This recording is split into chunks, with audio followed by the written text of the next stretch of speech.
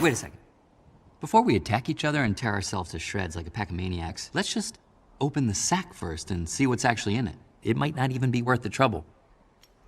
What do you think? I'm not sure. Maybe. Hi.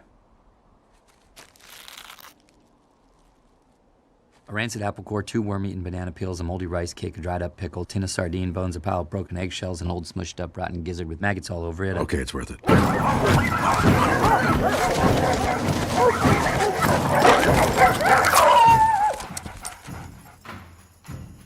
Get out of here and don't come back.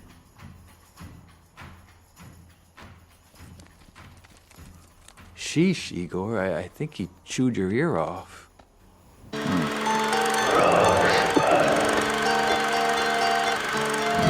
I'm sorry, Dave. I'm afraid I can't do that. Je vais lui faire une offre qu'il ne pourra pas refuser. Can she be late for her cinema show? Antoine Doinel, Antoine Doinel, Antoine Doinel, Antoine Doinel, Antoine Doinel, Le monde se divise en 2 catégories. Ceux qui ont un pistolet chargé et ceux qui creusent. Toi, tu creuses. Parlez-vous, cours de mime! Je suis un homme. Ah, personne n'est parfait. J'aime l'odeur du napalm au petit matin. Vous avez de la pâte? Vous avez du sucre? Alors avec la pâte, vous faites une crêpe, puis vous mettez du sucre dessus? La mer suce des en enfer. And I am the best film director in the world.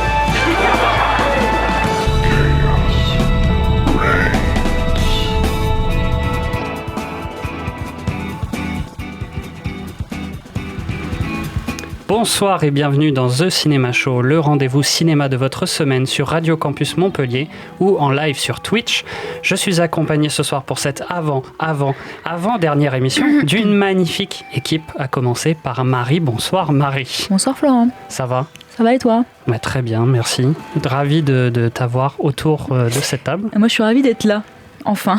Enfin, oui, puisque et voilà, la semaine dernière on ne t'a pas retrouvé, mais là ça va mieux. Par contre, m'a bien retrouvé. Ton lit était, voilà, savait où t'étais, t'étais en lien avec lui. Ben voilà, plaisir de t'avoir ce soir avec nous.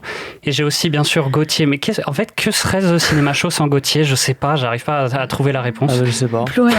Même lui il dit je sais pas. Franchement, sans moi, je sais pas. Il est tellement lucide. C'est un classique à chaque émission. Ça va Gauthier ? Ça va super. T'es prêt pour ce soir ? Ouais. Ouais, tu vas te chauffer au fur et à mesure. Ouais, et on a aussi à la vidéo, mais aussi comme chroniqueur, malheureusement, il pouvait pas juste rester derrière la vidéo, il était obligé d'avoir un micro avec lui. Et c'est Simon. Bonsoir Simon. Bonsoir tout le monde. Voilà. Je voulais faire avec comme si tu avais le... Non, j'ai allongé le bonsoir parce que le micro était pas encore allumé, c'est pour ça. Mais j'ai envie de vous dire qu'on est quand même beaucoup plus en régie ce soir que en plateau, parce qu'on est 4 et vous êtes 3, donc... Des choses qui arrivent. Hein. C'est non, vrai, vraiment, écoute, c'est la dèche, cette émission. Non, mais c'est la dèche quand j'anime, il n'y a jamais personne. Non, mais moi aussi, ça m'a fait ça la dernière fois, t'inquiète pas. C'était vraiment la même équipe en plus, donc... Non, Gauthier en moins, donc... Non, j'étais pas là, ouais. Voilà, franchement, bon, posez-vous les bonnes questions. Ouais. Gauthier, en tout cas, c'est cool que tu sois revenu de Cannes et que tu restes dans l'émission, que tu sois toujours là, c'est un plaisir de t'avoir et de ne pas avoir lâché la radio. Trop cool, mais trop cool, en vrai. On salue évidemment Julien et Yanis à la réalisation de l'émission. Ce soir, la scène de la semaine était tirée du long métrage L'île aux chiens de Wes Anderson, sorti en 2018. Alors, le lien de ce film avec les films de la semaine ce soir, il est technique, mais il est trouvable. Alors, je ne sais pas si vous avez une idée autour de la table. Aucune idée. Pas mais du tout. alors, c'est pas partie du casting de L'île aux chiens ? Parce qu'il y a 1000 personnes. C'est pas le casting. Simon, une petite idée. Bah, moi je me dis déjà, l'île aux chiens, il y a l'île rouge. Donc il y a l'île, et puis après, non, mais vraiment. Oui, ça aurait pu. Et j'imagine c'est sur la stop motion ou un truc comme ça, peut-être ? Non, c'était pas ça, mais vous avez l'émission pour trouver. Il y a un animateur de Spider-Man qui est sur l'île aux chiens. Non. C'est un peu plus facile que ça. Mais voilà, on vous donnera la réponse à la fin de cette émission.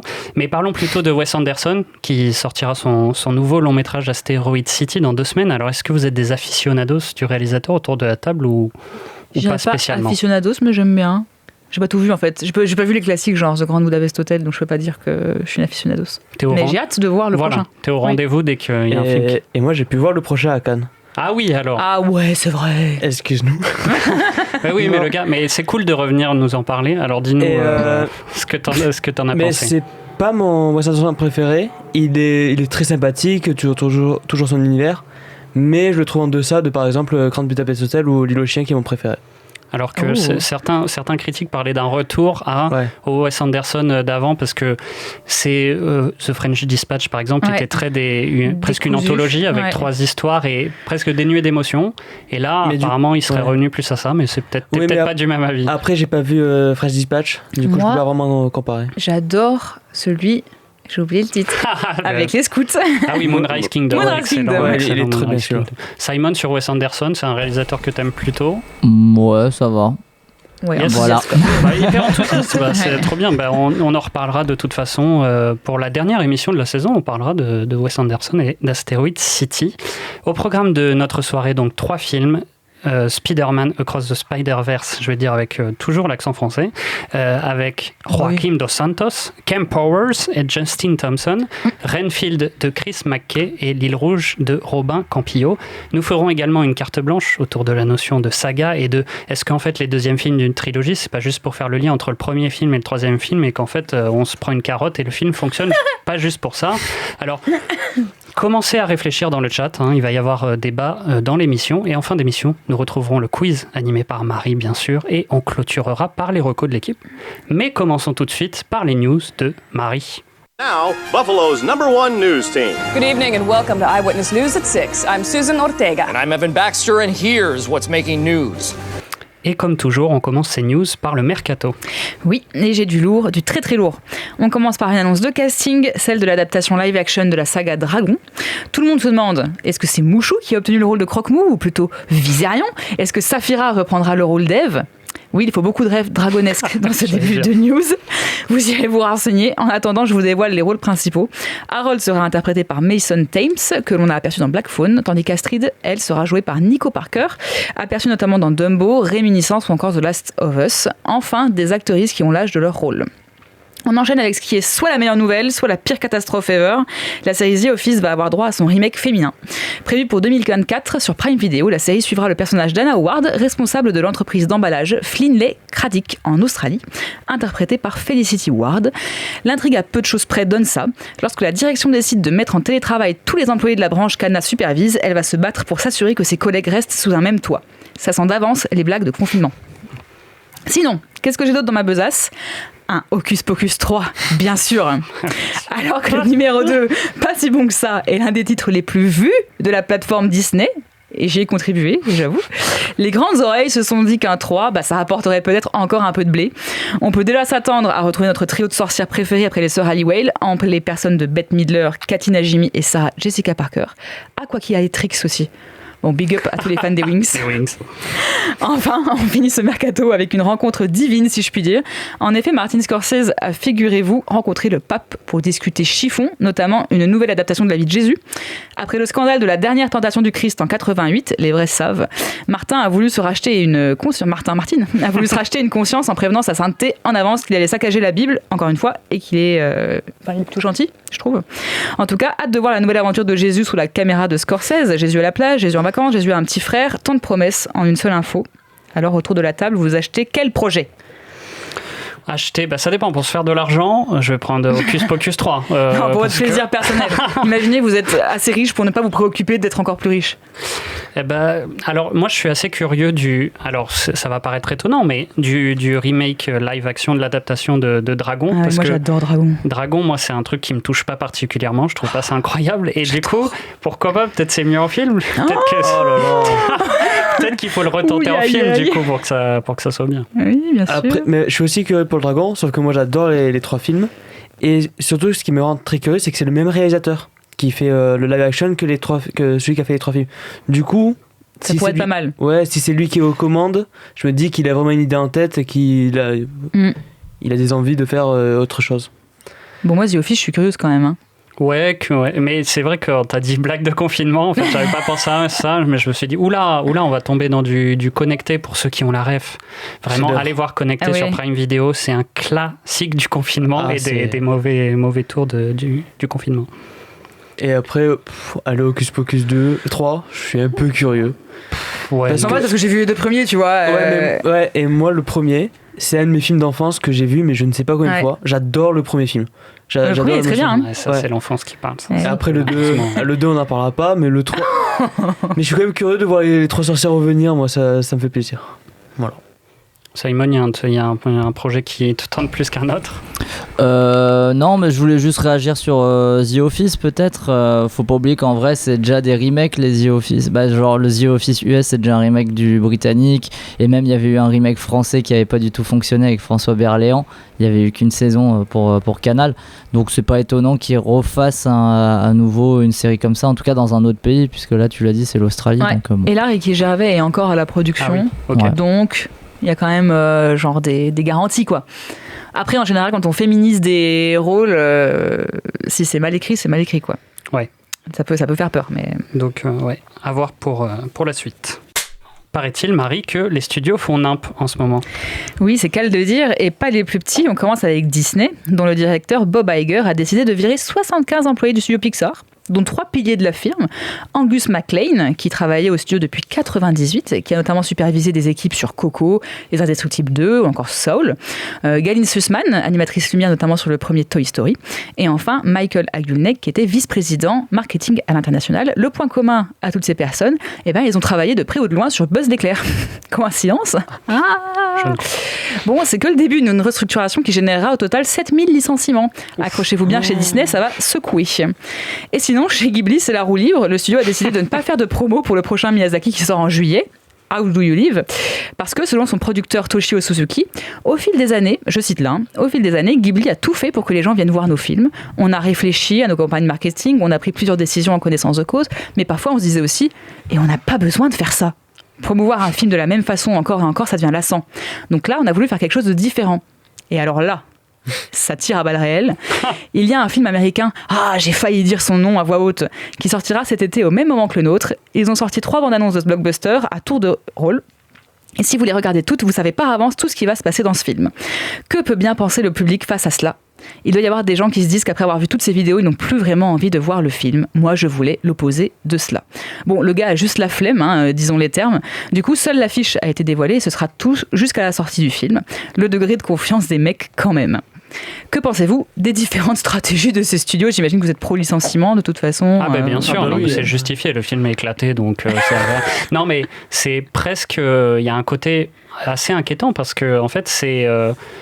ça fait longtemps, franchement je vais enfoncer des portes ouvertes, mais ça fait longtemps qu'ils considèrent plus les personnes comme des personnes. Ouais, je veux dire que là du coup, un échec, c'est genre... pas de deuxième chance. Alors j'aimerais qu'ils repassent par la filmographie de plein de gens, plein de cinéastes, pour voir des échecs ou des films un peu plus ratés, et après des gens qui ont fait des chefs-d'œuvre. Enfin, je veux dire, des fois des équipes artistiques, ça peut être un loupé, et encore, je suis sûr que ça doit être un plus petit loupé, mais comme c'est pas assez rentable pour Disney, c'est ciao tout le monde. Ouais, et c'est honteux, quoi. Mais c'est quand même des gens qui travaillent là depuis des dizaines et des dizaines d'années. Il y a une anecdote, j'ai plus son nom, mais il y a une femme qui a été virée, qui a sauvé littéralement Toy Story 2. C'est la même, c'est celle que j'ai citée. C'est Galyn Susman. Ouais. Voilà, mais j'avais plus son nom. Mais parce que il y a eu un problème avec les ordinateurs, je sais pas quoi, et elle avait le seul fichier avec Toy Story 2 sur son ordi, et elle a dû l'amener directement à Pixar. Et la virer comme ça, sans vraiment raison, c'est vraiment dégueulasse. Oui, bien sûr. Après, ça fait longtemps que Bob Iger, à mon avis, ne réfléchit plus humainement. Et de toute façon, ça commence à faire, je pense, 1 ou 2 ans que Disney, ça commence doucement à se casser un peu la gueule. Bon, se casser la gueule pour son échelle. Mais par exemple, Akento, c'est un échec. Comment il s'appelle Strange World, j'ai plus son nom en français. C'est Avalonia. C'est sorti que sur Disney+. Ouais. Et même il y a Raya et le dernier dragon aussi qui n'avait pas fonctionné. Et Strange World, je crois que mondialement il a fait même pas 80 millions, ce qui est vraiment pas terrible pour Disney. Du coup peut-être qu'il veut faire table rase pour trouver de nouvelles équipes et essayer de relancer la firme, mais compliqué. Je pense de ce que je lisais, ils sont aussi entre guillemets en manque d'argent, encore une fois, à leur échelle, et leurs 7000 licenciements là, ça va leur permettre d'économiser presque 1,5 million ou milliard, je sais plus le quoi, mais en tout cas beaucoup d'argent. Mais en tout cas, il y a un truc on oublie le passé, on peut dire chez Disney, le passé est passé. J'adore l'humour en fait. Je suis fan d'humour, j'adore faire des blagues, c'est ma passion. Et après pour Ghibli, c'est assez étonnant parce que je sais pas rien à foutre là. Je sais pas ce que vous en pensez, mais du coup, il y a un espèce de Ouais, Simon, tu veux intervenir sur Ghibli? En vrai, c'est pas si nul que ça, dans le sens où ils veulent pas mettre de bande-annonce et alors c'est pas grave. Non, mais il y a un juste milieu entre dire que oui, un blockbuster matraque les gens avec 3 grosses bandes-annonces et ne rien faire. Donc potentiellement, non, mais c'est un truc je comprends, mais un truc de puriste. On va toucher les gens qui sont au courant, ou sinon tu comptes sur le bouche à oreille, mais. Oui, mais les bandes-annonces, il a raison de dire que sur plein de bandes-annonces, tu peux faire des bandes-annonces intelligentes. Oui, ça c'est sûr. Évidemment. Mais par exemple, je trouve que Mission Impossible, on n'entend pas beaucoup parler pour le moment. Il n'y a pas eu trop d'images qui sont sorties et tout. Comment vivez-vous de Miyazaki? Oui, non, mais je veux dire, ça, je trouve que c'est plutôt malin de leur part de faire ça comme ça pour le moment. Contrairement à d'autres blockbusters où on a l'impression, on en a déjà vu beaucoup, notamment un qui est sorti aujourd'hui, Transformers, où il y avait les bandes annonces tout le temps, ou même Barbie. Ouais, il parle de Barbie. Il parle de Barbie, c'est sûr, c'est la même date de sortie. Voilà. Mais ma théorie, c'est qu'il va économiser de l'argent parce qu'on a appris que le film n'avait pas encore de distributeur ni en France ni aux États-Unis. Donc à mon avis, il y a une petite question financière derrière aussi, on va se sentir. Mais surtout que c'est vraiment se tirer une balle dans le pied parce que je pense que sans balance ni rien, la communication, ça va pas se faire. C'est quand même très important d'avoir une balance. Ils tablent sur le nom Miyazaki, mais c'est concrètement. Ça, mais je pense qu'il y a beaucoup de personnes en France qui vont découvrir Miyazaki en salle 2 à 3 semaines après qui sont en salle.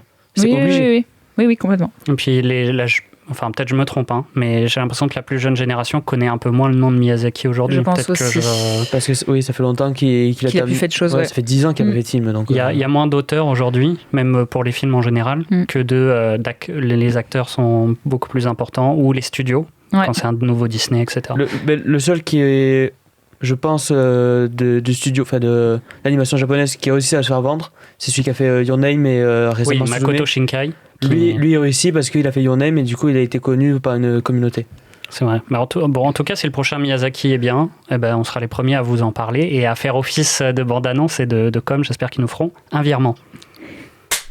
Et on finit sur une news pas si surprenante que ça, puisque tout le monde l'avait prédit. Effectivement, on va parler dans cette dernière news d'intelligence artificielle, notamment de ChatGPT.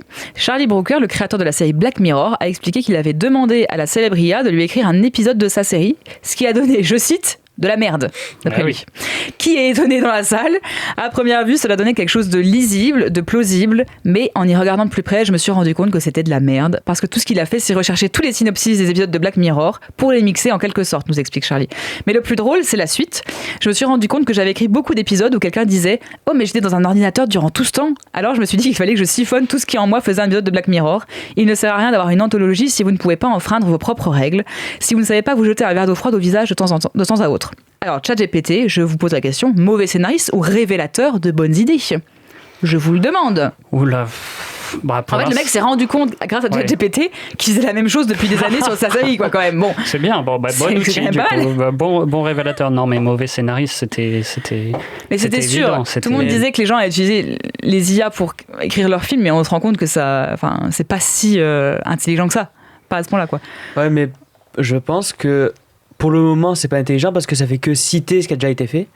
Mais si par exemple un jour il réussit à faire une intelligence artificielle qui trouve des nouvelles idées créatives ou je sais pas, là ça peut être dangereux pour beaucoup de scénaristes. Mais un jour ils vont faire moi je pense que quand même un jour ils vont réussir à faire un épisode de Black Mirror scénarisé par une IA et ça sera genre affiché à la fin de l'épisode en mode l'épisode que vous venez de regarder, l'épisode que vous venez de regarder a été généré par une IA et là tu te rends compte qu'en fait depuis le début t'es dans Black Mirror. Peut-être que c'est déjà le début de cette promotion en fait de cet épisode là. On saura jamais. Après je sais pas si vous êtes des grands fans de Black Mirror autour de la table. Jamais regardé de ma vie. Moi j'aime bien, ça s'est vite cassé la gueule au bout d'un moment, genre la dernière saison est vraiment pas terrible. Mais je veux dire, les 2-3 premières saisons, c'est vraiment bien. Parce que ça met pas le moral. C'est pas toujours bon pour le moral, Black Mirror. Mais bonne analyse. En fait, non, mais du coup, c'est vrai que là, ce qui soulève quand même, c'est qu'il y a un truc de, au bout d'un moment, c'était un peu. On sentait le truc de base, quoi. Voilà, on sent ce qu'il y a derrière et que, en fait, finalement, renouveler des idées, c'est pas si facile. Surtout sur un concept comme ça doit être très dur, en fait. Concrètement, après plusieurs saisons, il aurait peut-être dû arrêter, en fait, juste. Et puis voilà. Oui. Mais ça, c'est un débat qu'on pourrait avoir. On aurait pu en faire une carte blanche. Est-ce qu'il faut savoir arrêter un jour les séries au bon moment et voilà. Simon, est-ce que t'aimes bien la série Black Mirror ou t'as jamais regardé? Ou ça te déprime aussi? Si, j'ai tout vu. Ah ouais, d'accord. Bah oui, j'ai tout vu. Bah oui, c'est une évidence. Oui. C'est évident de tout voir. Non, mais comme vous l'avez dit, il y a des épisodes bons, il y a des épisodes moins bons. Après, moi, même dans les dernières saisons, j'ai pu trouver du bon parfois, mais les trucs les plus marquants, effectivement, c'est souvent dans les premières saisons. Et ne serait-ce qu'en fait le premier épisode avec le Premier ministre anglais. Ah, c'est que je suis là, ouais. En plus, jouer avec Rory Kinnear, qui est un acteur que j'adore, donc voilà. Voilà, bien sûr. Merci beaucoup, Marie, avec plaisir, pour ces news. Mais passons maintenant à notre partie débat du soir.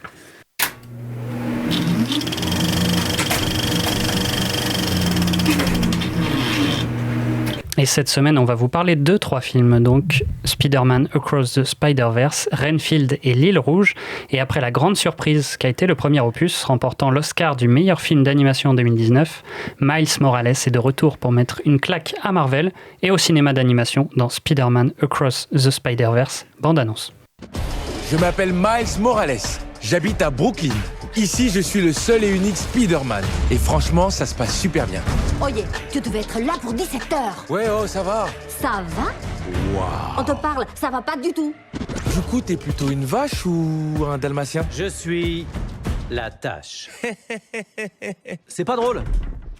Non, fais pas ça. Miles a de très bonnes notes. 18 en sciences physiques. Ça, c'est mon fils. Et 12 en espagnol. Ouh là là. Miles. Comment tu peux faire ça Mila, à est-ce ta que c'est mère? possible? Oh, faut que j'y aille. Au revoir. Ce garçon vous ment. Et je pense que vous le savez. Miles, tu veux faire un tour? Oh, ouais. Non, t'es sérieuse?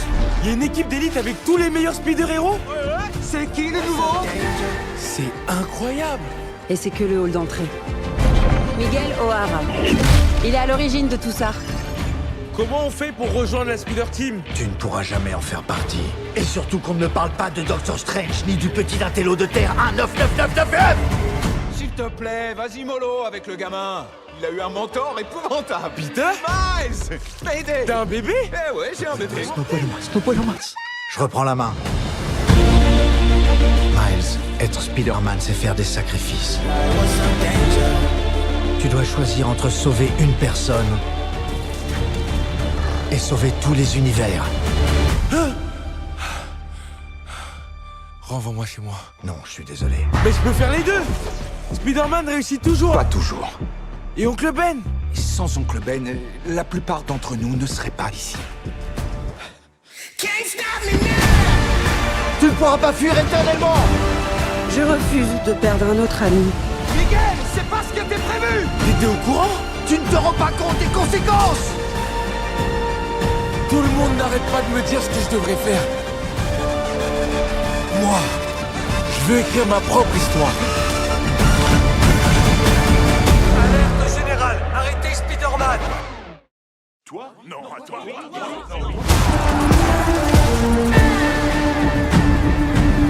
Et là, j'ai regardé mon oncle et... Ah, laisse-moi deviner. Il était mort. Spider-Man Across the Spider-Verse, donc de Joaquim Dos Santos Campovers et Justin Thompson. Après les événements du premier film, Miles Morales, qui vit sa vie de super-héros, devra se rendre dans le Spider-Verse pour protéger ce monde. Accompagné de Gwen Stacy et de Miguel O'Hara, le Spider-Man de 2099, il découvrira le monde de différents Spider-Man et devra faire face à de nombreux dangers. Alors j'ai pris le synopsis le plus flou et un peu éclaté que j'ai trouvé parce que sinon c'était... Oui. Déjà la moitié du film qui était annoncé. Donc Toshio Suzuki avait raison. Voilà. Oui, c'est vrai que en fait, même déjà avec cette bande annonce, c'était déjà trop. C'était peut-être oui. En fait, non, mais je viens d'y penser en la revoyant, je me suis dit. Alors, en fait, j'aurais peut-être pas dû mettre. Donc au casting vocal, en tout cas je vais citer les deux dans la VO, on retrouve Shameik Moore qui reprend son rôle de Miles Morales, Hailey Stenfield dans le rôle de Gwen Stacy, Oscar Isaac dans le rôle de Miguel O'Hara. On a aussi Daniel Kaluuya, Jake Johnson, Jason Schwartzman. Et en français, Stéphane Bach, bien sûr, Shirin Boutella, Mathieu Kassovitz et j'en passe. Et tant d'autres. Marie, oui. Est-ce que tu as été convaincue par ce Spider-Man ? Alors, le premier, New Generation, ça m'avait mis une putain de claque. Je trouve que c'est les meilleurs films Spider-Man qui existent. Enfin, c'était tellement novateur, tellement incroyable à voir. Enfin, j'en étais ressortie béate et j'attendais beaucoup le deuxième parce que c'est très agréable à regarder et enfin, je sais pas, il y a un truc qui fait que t'as vraiment envie d'y aller, quoi. Même ça pourrait être n'importe quoi que, enfin, ça marche. Et j'ai pas été déçue. J'ai beaucoup aimé le film. Déjà visuellement, enfin c'est qu'est-ce qu'on peut dire là-dessus tellement c'est incroyable et c'est complet dans le sens où ils vont jusqu'au bout de leur démarche, ils vont jusqu'au bout des choses. Dès la première minute de film où tu vois le logo Marvel à la fin, leur esthétique elle est exploitée. Ils sont enfin après peut-être que je m'y connais pas assez bien d'animation aussi, mais je trouve qu'ils sont hyper novateurs dans ce qu'ils font. Chaque personnage a une technique d'animation différente. Enfin, ça mélange plein de styles. C'est très pop, très coloré. C'est très agréable à regarder. J'ai adoré notamment un des personnages. J'ai oublié le nom, qui est un peu punk, qui a un style d'animation très particulier que je trouve assez incroyable. Personnage d'Obi. Voilà. Enfin, tout est malin esthétiquement et incroyablement beau. Et c'est pas parce que c'est de l'animation que tu peux pas avoir des putains de scènes d'action avec des effets incroyables. Je trouve que t'es plongé au cœur du film tout le temps et ça. Bah même si l'effet waouh il est passé parce que tu as découvert le 1 et tu sais ce qu'ils allaient faire, c'est quand même hyper beau, quoi. C'est la première chose. Et la deuxième chose, je trouve que c'est une des meilleures manières d'exploiter le multiverse. Multiverse. Quand je vois ce que Marvel a fait dans les autres films, et ce que là ils font, enfin, je sais pas, qu'est-ce qui se passe chez Marvel, enfin vous rendez... Là franchement tout est logique, ça part dans tous les sens et en même temps tout est logique, il y a pas d'erreur. S'il se passe quelque chose dans un multivers, il se passe ça dans un autre. Si Spider-Man c'est pas le même personnage, c'est pas Peter Parker mais Miles Morales ou Gwen Stacy, tout devient logique dans son univers, dans son environnement à ce personnage là. Ils ont dû taffer de malade pour écrire le scénario parce que c'est très très très casse-gueule d'écrire un scénario comme ça avec autant de Spider-Man différents et je trouve qu'ils ont trouvé le bon dosage entre le sérieux de l'histoire, ce que ça raconte, ce que ça dit de la métafiction en général, parce qu'on parle de multivers mais ça parle aussi de métafiction dans le sens où pas ça critique, mais en tout cas ça parle de ce que les histoires sont et sont encore et sont toujours et de ce que ça pourrait être si les gens étaient un peu plus ouverts, intelligents, qu'on se lâchait sur plein de choses, si je peux dire. Après je connais pas les comics en général, donc ça se trouve ça existait déjà depuis des années, j'en sais rien, mais ça parle de plein de choses, ça parle de l'art, du fait de faire des films, ça parle du fait d'adapter des histoires, et d'autre côté il y a des choses très très drôles, très très légères. Il y a un Spider-Man chat. Voilà, moi, ça touche mon cœur directement. Enfin, ça puise des idées assez intelligentes dans la pop culture, dans ce qui est fait aujourd'hui, dans les mèmes, dans plein de choses. Et en fait, je trouve que c'est hyper cool de voir ça à l'écran. C'est très agréable à regarder. Après, nuance parenthèse, il est peut-être un peu long. 2h20. Ça, on aurait pu enlever quelques minutes. Pas d'accord autour de la table. Mais je trouve que c'est hyper intelligent, quoi. Ouais. Je comprends pas comment on peut avoir des Spider-Man avec Tom Holland qui sont à chier et ça qui est incroyable. Je sais pas en fait, je trouve ça fou et le casting il est génial. Moi je l'ai vu en VO du coup, je trouve que ça colle parfaitement. Il y a aussi beaucoup d'émotions, c'est très émouvant. Le personnage de Gwen Stacy il est génial. Je pense que c'est une des meilleures utilisations de ce personnage là dans l'univers Spider-Man. Et ça veut, ça tombe pas dans les écueils du fait on veut mettre un personnage féminin en avant parce que on s'est rendu compte que c'était la merde dans les films mais ils font pas ça mal, ils le font bien et ça fait plaisir à voir parce que parfois c'est dur et oui il y a des frustrations si je peux me permettre sans en dire trop, il y a de la frustration parce qu'on veut avoir plus parce qu'on veut avoir plus, mais il y aura plus mais bon, mais sinon c'est toujours incroyable. Voilà, pour moi, c'est la saga de super-héros la plus incroyable qui existe. Mais ce que tu disais au niveau de l'écriture, c'est en fait, ça me paraît être une des clés de compréhension de pourquoi Marvel se rate justement dans son axe dans lequel il s'est lancé par rapport au multivers. C'est que là, en fait, s'ils arrivent à écrire de manière intelligente et en multipliant, vraiment en poussant le truc jusqu'au bout, jusqu'au plaisir, parce que moi, personnellement, quand je regarde le film, j'ai vraiment un plaisir de collégien. Je retourne au collège, je suis à fond et j'ai envie que ça continue et j'ai envie d'en voir plus, j'ai envie de voir plus de personnages. Et pour moi, c'est Marvel, j'ai l'impression que soit ils sont trop frileux, soit en fait ils arrivent pas à faire ils n'ont pas assez les connaissances, parce que là, j'ai l'impression que ça exploite des personnages qui sont très... Enfin, ça se trouve, c'est très connu dans les comics, mais... Pas de fou non plus. Et je lisais que le personnage de la Tâche, là, j'ai lu beaucoup d'articles qui disaient comment ce film-là a réussi à rendre ce personnage nul vraiment intéressant. Et en plus, au début, il est très très drôle, ce personnage. Un peu nul. Simon. Non, mais je vous entends taper sur Marvel et tout, je comprends. C'est simple, tout ça, sur le Marvel Cinematic Universe. En vrai, quand il repense, je trouve pas qu'il l'utilise si différemment que ça, le truc du multivers, en fait, ce film-là, Spider-Man et le précédent. Je pense que la grande différence se situe et tu commences à le dire Florent, dans l'écriture des personnages, et que chaque personnage, chaque Spider-Man, il n'est pas délaissé pour juste faire une blague ou pour juste, voilà, il est écrit, il a une histoire, il a un background, et ils ont tous quelque chose. Comme DJ Snake, non mais oui, je comprends totalement. Ils ont tous un truc, et c'est ce qui fait que pour moi, ces films-là sont différents et par rapport au multivers. Voilà. Et aussi parce qu'ils se cassent pas la gueule, parce que chez Marvel, il y a des incohérences de malade. Chez Marvel, il y a des incohérences parce qu'ils savent pas encore comment l'utiliser, c'est-à-dire est-ce que c'est tous des versions c'est tous les mêmes et c'est tous des autres versions, est-ce quel que impact ça sur les autres univers ou pas, voilà, ça ok, je comprends sur ça, bien sûr, le truc est quand même mieux construit et je vais pas le rabaisser, mais je pense que la grosse différence, elle se situe vraiment sur l'écriture des personnages et des Spider-Man en général. Mais je pense que le problème de Marvel, c'est qu'il manque de temps, tout simplement. Là, ils ont vraiment le temps, ils ont vraiment une trilogie à faire, ils prennent le temps. Ils ont combien de temps ? Il y a eu combien de temps entre le premier... Il y a 5 ans, si je me trompe pas, non plus. Non, 5 je sais pas si c'est 5 ans, 5 ans, ouais. 2002, sorti en 2018. Et oui, il est sorti en 2018. Okay. J'ai l'info, on vient de le confirmer dans l'oreille. Voilà. Ils ont mis 5 ans pour faire un deuxième opus, alors que Marvel, ils sont obligés d'enchaîner un film tous les 3 mois. C'est vrai. Du coup, c'est ça le problème. Et je pense qu'il y a peut-être un manque de communication entre les différents projets, ce qui se casse un peu sous la gueule, et ça manque de cohérence entre le tout. Et je pense tout simplement qu'ils ont eu plus de temps et d'idées. Et puis même quand on parle de...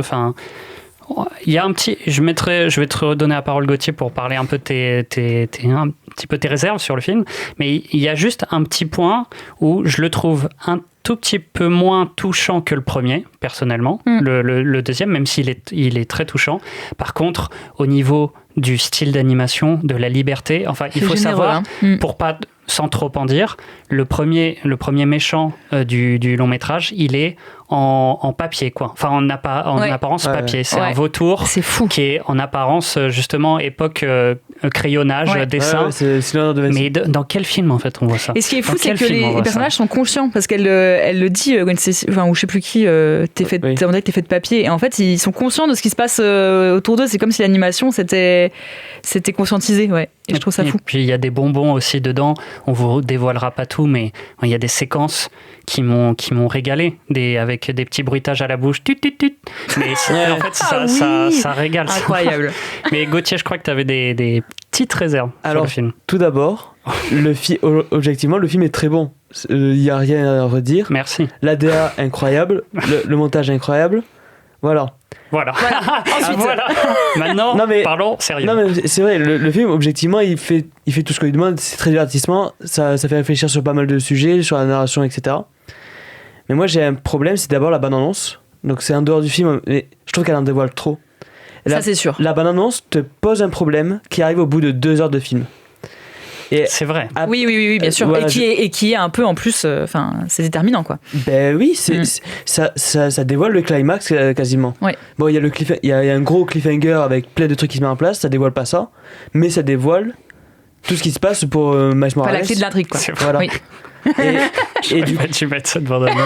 Non, mais je crois que même la première bande-annonce, ça disait ça déjà, donc. Et du coup, mon problème, c'est que pendant tout le film, j'ai dit, mais quand est-ce que ça commence vraiment? Ah oui, ok. Et j'ai eu ce moment où ça retardait, et en fait, pour caricaturer, Miles Morales arrive dans le multivers au bout d'à peu près 1h15 de film. Et du coup, en fait, pendant 1 heure, je me disais, mais avance, s'il te plaît. Parce qu'il y a une très longue intro aussi, hein. Avant que le titre apparaisse, c'est déjà assez long. Il y a à peu près un quart d'heure au début, mais toute la période, tout le moment dans l'univers de Miles Morales, ok, il met en place plein de trucs, il y a le méchant, il y a la tâche, mais je trouve que ça prend beaucoup trop de temps et qu'on aurait pu couper des petits endroits. Simon, il est choqué. Ouais, choqué. mais c'est utile pour la suite et pour ce que ça va raconter. Mais je trouve que ça prend quand même trop de temps pour ce que ça raconte au final. Ok, waouh. Simon, juste, tu disais que Gauthier t'avait jamais déçu. Là, t'es comment par rapport à Gauthier? Là, Gauthier, il y a vraiment drap. Il y a vraiment de gros draps. C'est la première fois qu'il y a drap là. Il y a vraiment drap. Je vais me faire virer. Juste, moi, je m'inquiète d'un truc, c'est quand Disney va arracher tout ça et qu'il va se réapproprier la saga. Il y a déjà des discussions. Bah oui, c'est sûr. J'ai entendu des rumeurs au niveau d'un certain Avengers. S'il vous plaît. J'ai oublié le nom. C'est pas Dynasty of Kang, c'est l'autre. C'est Secret Wars. Eh ben, Secret Wars, ça veut réassembler tous les multivers d'un seul et même film. Et du coup, il y a déjà des rumeurs avec celui-là. Parce que c'est sûr que Sony, ils vont lâcher à un moment donné. C'est sûr, ils font pas le poids à mon avis, mais bon. Je sais pas, je serais moins sûr. Simon, sur Spider-Man, est-ce que t'as autant kiffé que le premier? Ouais, j'ai autant kiffé, même si, comme tu l'as dit, Marie, l'effet surprise vis-à-vis de l'animation, qui est vraiment incroyable, mais ça, je pense, on va pas y revenir dessus, il est un peu passé parce qu'on s'attendait à voir quand même ces choses-là, même si, comme vous l'avez dit, il y a des petits bonbons par-ci par-là, et puis ils se permettent d'autres choses, notamment en mêlant, je le dis, voilà, je spoil, mais en mêlant du live action aussi et, dans le film. Et ça, c'est pas étonnant quand on sait qui est derrière le projet, puisque même si Phil Lord et Chris Miller, ils réalisent pas celui-là, ils réalisent le 3, mais ils sont toujours à l'écriture du 2. Et en fait, on retrouve tout ce qu'ils avaient déjà mis en place déjà dans la grande aventure Lego, mais même dans 21 Jump Street. Et inversement, le réalisateur Chris McKay a travaillé sur les films de Phil Lord et Chris Miller, donc il y a un vrai. Chris McKay, c'est sur Renfield. Ah merde. Qu'il intervient.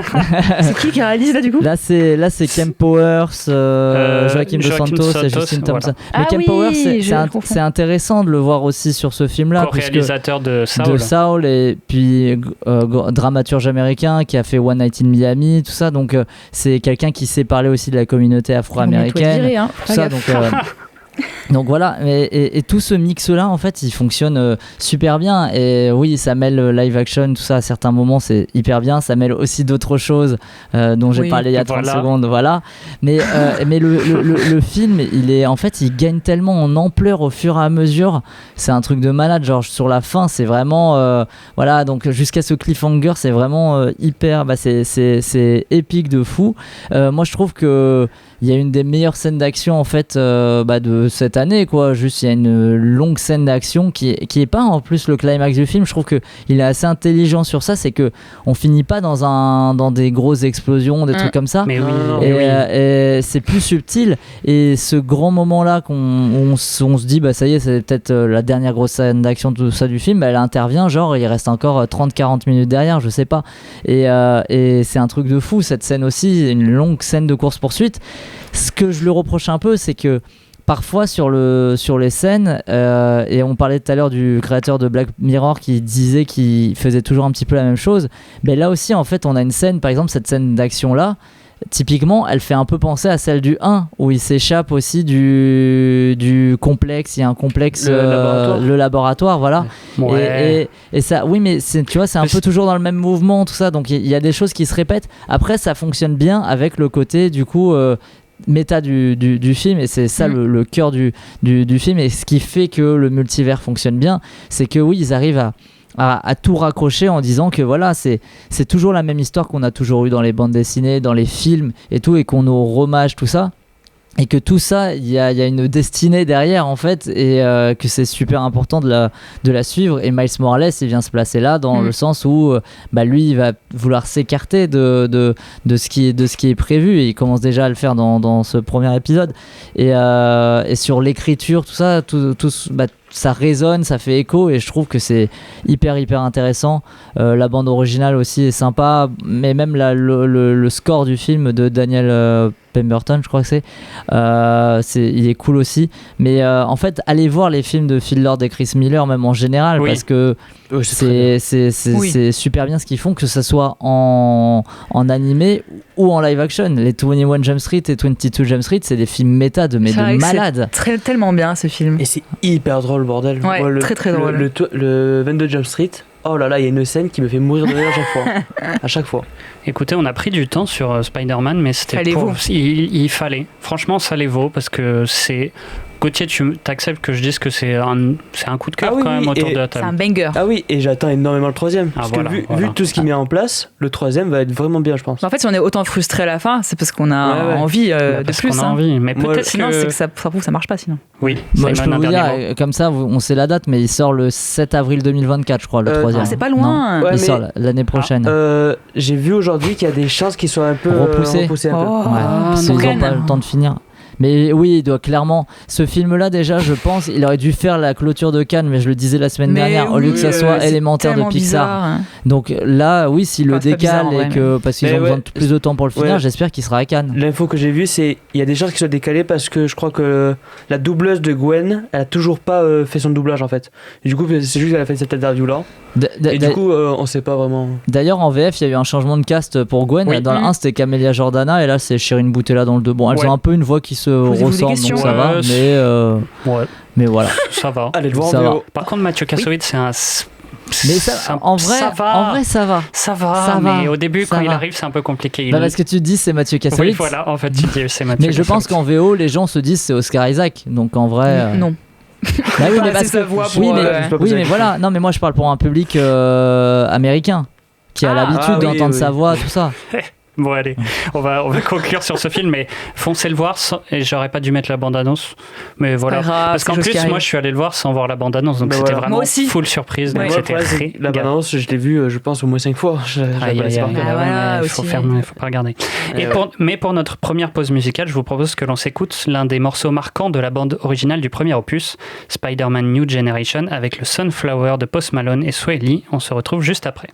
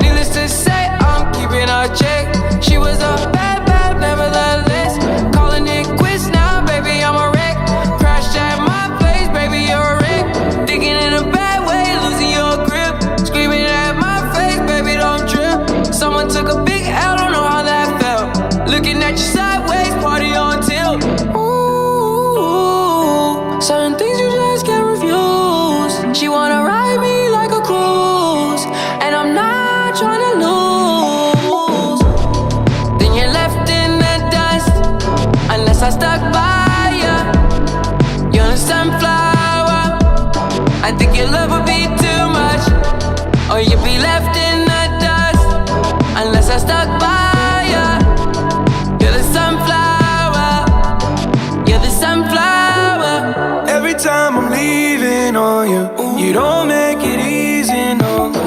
Wish I could be there for you. Give me a reason to. Every time I'm walking out, I can hear you telling me to turn around. Fighting for my trust and you won't back down. Even if we gotta risk it all right now. I know you're scared of the unknown. You don't wanna be alone. I know I control. And you'll be left in the dust unless I stuck by you. You're the sunflower. I think your love would be too much. Or you'll be left in the dust unless I stuck by you. You're the sunflower. You're the sunflower.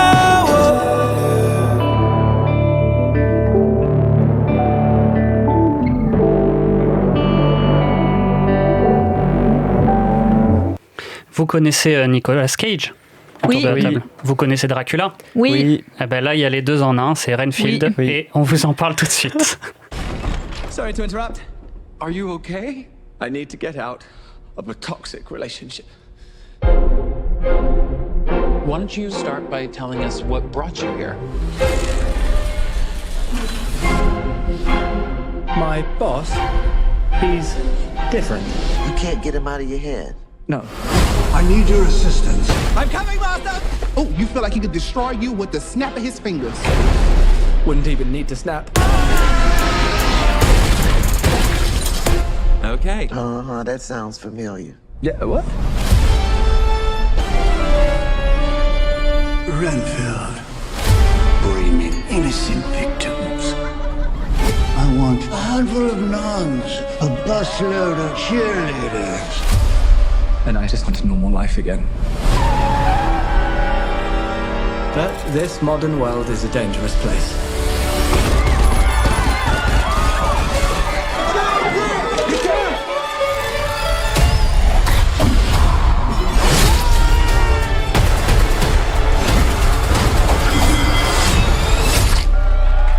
Thank you. You saved my life. Did I watch you cut a guy with a decorative serving platter? It's all in the wrist. Let me explain. My boss gave me this power. In return, I tend to his needs, including care, feeding. You bring in people to eat? You're like the guy that gets the villain's Postmates. But if you were to stop focusing on his needs, what would happen? He won't grow to full power. Exactly. He won't grow to full power. What? That's so weird. Why would you phrase it like that? But yes. Hi. Are you here for the meeting? Well, come on. No! Some call me the Dark One. Others, the Lord of Death. To most, I am Dracula. Okay, obviously we're dealing with a little bit more than just narcissism here. Now, let's eat. Renfield de Chris McKay. Renfield, donc l'assistant torturé de son patron narcissique Dracula, est obligé de se procurer la proie de son maître et de faire toutes ses enchères. Cependant, après des siècles de servitude, il est prêt à voir s'il existe une vie en dehors de l'ombre du prince des ténèbres. On retrouve donc au casting Nicholas Hoult dans le rôle de Renfield, Nicolas Cage, bien sûr, dans le rôle de Dracula. On a aussi Awkwafina dans le rôle de Rebecca, voilà, Ben Schwartz, Adrienne Martinez. Simon, qu'est-ce que tu as pensé de ce Nicolas Cage nouveau qui vient d'arriver? Ça fait longtemps qu'on n'a pas vu Nicolas Cage dans un film, on va dire, blockbuster, en tout cas grand public. D'habitude, il est plutôt dans des séries B, voire séries Z dernièrement, ou des nanars, des trucs comme ça. Donc ça faisait bizarre de le revoir dans un film produit là, par un gros studio, là, Universal. Mais outre ça, je trouve que le casting est assez sympa. Awkwafina, c'est marrant de la voir aussi en second rôle, même si elle l'est dans Shang-Chi chez Marvel. D'ailleurs, c'était son anniversaire il y a pas longtemps. Il y a eu une excellente chronique faite sur elle. Je vous invite à aller la découvrir lundi. Ouais. Incroyable. Vendredi dernier, ou je sais plus, lundi dernier. Voilà. Hop, je dis ça comme ça. Et il y a Ben Schwartz aussi, que j'adore dans Parks and Recreation, qui est trop drôle, qui joue Jean Ralphio. Voilà, donc il y a des bonnes têtes en fait dans le film, et je pense que c'est ce qui aide aussi à ce que le long métrage soit assez cool et regardable, parce que voilà, il y a des comédiens qui envoient. En plus, moi je suis pas très fan de Nicolas Hoult à la base. Cet acteur, il m'a jamais rien fait, mais là je le trouve assez sympa. X-Men le commencement quand même. Les couilles, ou même dans Mad Max, tu vois, Fury Road, il sert à rien. Mais il sert à rien. Mais on s'en fiche, il sert à rien. Jack le chasseur de géants, un banger. D'ailleurs, tu l'as pas dit en PFQ, Nicolas Hoult, oui, c'est Xavier Dolan qui le bien double sûr, toujours. Xavier Dolan. C'est assez le drôle. bon Xavier. Ouais. Je savais pas du tout ça. Toujours là pour doubler quand il faut. Mais sinon, ce que j'ai à dire, Chris McKay, ouais, je l'aime bien. Je l'aime vraiment bien, tu as commencé à en parler Marie juste avant, mais effectivement il est lié un petit peu à Spider-Man ou en tout cas à Phil Lord et Chris Miller puisqu'il réalisait Batman Lego. Et Batman Lego en fait c'est comme Renfield quoi, sauf que c'est mieux dans le sens où Batman Lego c'est tout le temps ça envoie, il y a la bande son elle est saturée à mort, il y a plein de choses qui se passent, t'as à boire et à manger et à reboire et à manger. Je me rappelle les 15 premières minutes de Batman Lego, j'avais vu en IMAX, mais c'était un truc de malade quoi. Et là Renfield il rejoue un peu sur ce côté là où genre il y a toujours beaucoup de bruit, il y a du sang, ça gicle, ça part de partout, voilà, et t'en as pour ton argent, mais je trouve que ça fatigue un peu au fur et à mesure du long métrage, et la fin en fait j'étais plus vraiment dedans sur les dernières scènes d'action, tout ça, ça m'a un petit peu ennuyé, alors que je trouve que le film marche très bien quand il y a les séquences par exemple dans le cercle où tout le monde parle et tout. Je trouve que c'est assez drôle, on retrouve d'ailleurs l'humour qu'il y a chez Phil Lord et Chris Miller. Il y a des running gags aussi qui fonctionnent plutôt bien, donc c'est dommage qu'on n'ait pas eu plus de scènes comme ça. Je trouve que le film est assez bien éclairé, d'ailleurs il joue vraiment sur le côté film de monstre et tout, donc même dans le cercle des gens qui parlent de leurs problèmes, on a une lumière verte hyper spéciale et tout, on n'est pas sur un truc très classique, tout ça, donc le film je trouve est plutôt bien léché, les acteurs jouent plutôt bien. Après le montage un peu décevant par moments, je trouve qu'il casse un peu l'action, mais ça va pas jusqu'au bout du truc. Et Dracula finalement c'est plus c'est une figure qui est là mais qui est pas si présente que ça quand on y repense. J'ai trouvé de mon côté. Après c'est peut-être parce que la fin m'a un peu plus ennuyé, il est peut-être un peu plus présent dans la fin, mais c'est dommage. Nicolas Cage il a toujours ce petit grain de folie, mais c'est pas le Nicolas Cage non plus qui est complètement zinzin dans ses films des années 90 ou quoi, tu vois. Ah, mais justement, je trouve que du coup la promesse est là. Enfin, Nicolas Cage en Dracula, je me dis c'est peut-être plus mesuré que les rôles où il fait vraiment n'importe quoi, mais du coup je le trouve plutôt bien incarné son Dracula. Et en fait pour vous dire la vérité, je m'attendais tellement à une merde que en fait j'ai été en mode oh franchement tu t'es attaché à toutes les petites qualités, tu t'es attaché. Mais oui, c'est ça. Non mais j'ai rigolé, franchement c'était drôle, franchement j'ai rigolé et j'ai pris un petit plaisir un peu bête. Bon après franchement ça m'a pas beaucoup non plus emporté. En fait je trouve quand même que il y a des choses un peu malin dans le je sais pas comment on dit, maline dans le scénario, notamment quelle est la réponse, vous verrez, quand vous verrez le film, de la réponse de Renfield justement à Dracula, quelle est son opposition. En fait, c'est pas une opposition normale, c'est une opposition presque par le bien-être et par l'auto, essayer de se détacher justement des pervers narcissiques, de tous ceux qui sont vos amis pendant des années, qui après disent en fait c'était juste pour occuper mon temps, quoi. Et du coup, ou avoir des services. Voilà, on va avoir des services. Non, il y a des choses. On peut la citer, elle s'appelle Marine. Voilà, moi je m'en bats les couilles. Il y a des choses. En fait, il y a des choses cool. Il y a même une générosité qui est pas forcément nécessaire, mais dans le gore, mais entre guillemets, c'est plus le cartoonesque. Du gore cartoonesque parce qu'il y a vraiment des flots de sang immenses et vraiment des arrachages de bras, des démembrements qui sont finalement sympas. Il y a un petit côté sympa parce qu'en fait c'est pas entre les deux, c'est tellement cartoon qu'en fait c'est allez je prends. En fait j'ai tout pris. Je m'attendais tellement à une merde que j'ai fait allez j'y vais et je viens avec toi. Je crois que Gauthier est moins enthousiaste sur le film. Alors je te rejoins sur la violence parce que ça a fait beaucoup rire. Bah oui. Il y a vraiment des idées que vraiment c'est magnifique. À la fin il te donne des coups de pied où tu vois, il donne le coup de pied, tu vois la radio de l'os du mec qui se casse. Génial. Mais... Trop bonne idée visuelle, bien sûr. Ah mais voilà, donc je sauve ça du film. La violence. Ensuite, j'ai déjà vu le film en fait. Ouais. Je suis arrivé dans le film, au bout de 10 minutes, je savais où ça allait, j'ai jamais été surpris. Les acteurs sont bien, mais ils m'ont rien procuré de plus que ce que je m'attendais en fait. Du coup, j'ai pas grand chose à dire dessus. c'est marrant, tu passes pas un mauvais moment non plus, mais c'est très vite oubliable. C'est sûr. Oui, Simon. Juste mention spéciale à la gaufre, à la fiche de gaufre avec écrit YOLO en dessous. Voilà, pour ceux qui ont vu le film, ils comprendront. Attends, tu te rappelles pas? J'ai pas la ref. Ça me dit un truc. Quand il achète son appartement à Renfield et il le décore, et il met une affiche de gaufre, tu sais, avec du sirop d'érable, et il écrit en dessous en gros YOLO. Ah mais voilà, il me semblait bien avoir vu un YOLO dans le film. C'est ça, à ce moment-là, genre voilà, les gaufres c'est YOLO. C'est confirmé, voilà, mais le film est dans cette même ambiance. Dans cet esprit, voilà, donc très décalé comme ça. Ouais. Mais c'est vrai que Nicolas Hoult, on se demande un petit peu, c'est vrai, où va sa carrière. Enfin, j'ai du mal à savoir qu'est-ce qu'il fait, où il va. Oui, mais il a l'air sympathique en tout cas. Ah, très sympa.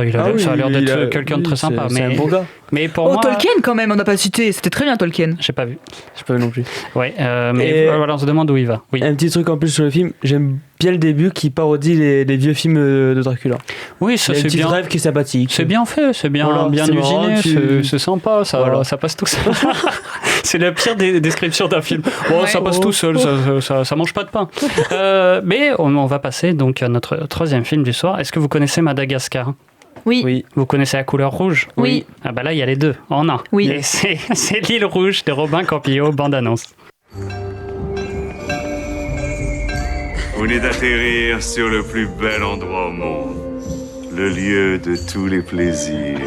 Vous allez être comme dans un cocon familial, plein d'amour et de bienveillance. Bienvenue sur la base 180. Bienvenue à Madagascar.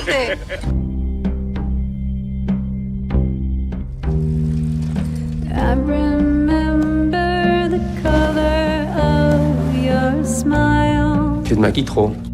Pour qui tu te maquilles comme ça? Arrête un peu. Moi, j'aime bien vous regarder. Je sais, t'as toujours les qui traînent. Tu me regardes dans des moments où on se croit seul, ou alors dans des moments où on n'a pas envie d'être regardé. Je pensais pas qu'il oserait venir avec elle.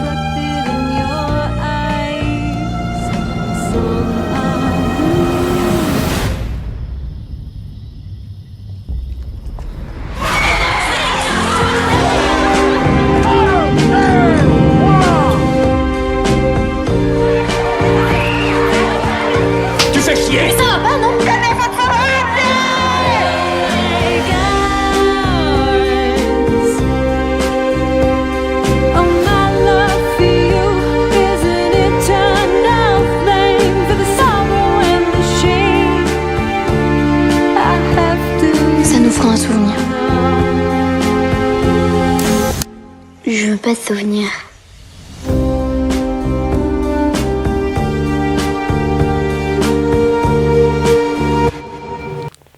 L'île rouge de Robin Campillo, début des années 70, sur une base de l'armée française à Madagascar, les militaires et leurs familles vivent les dernières illusions du colonialisme.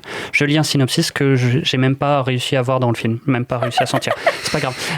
On retrouve donc au casting Nadia Tereskiewicz, un des noms les plus durs, mais dont on prononcera beaucoup le nom dans les les années à venir.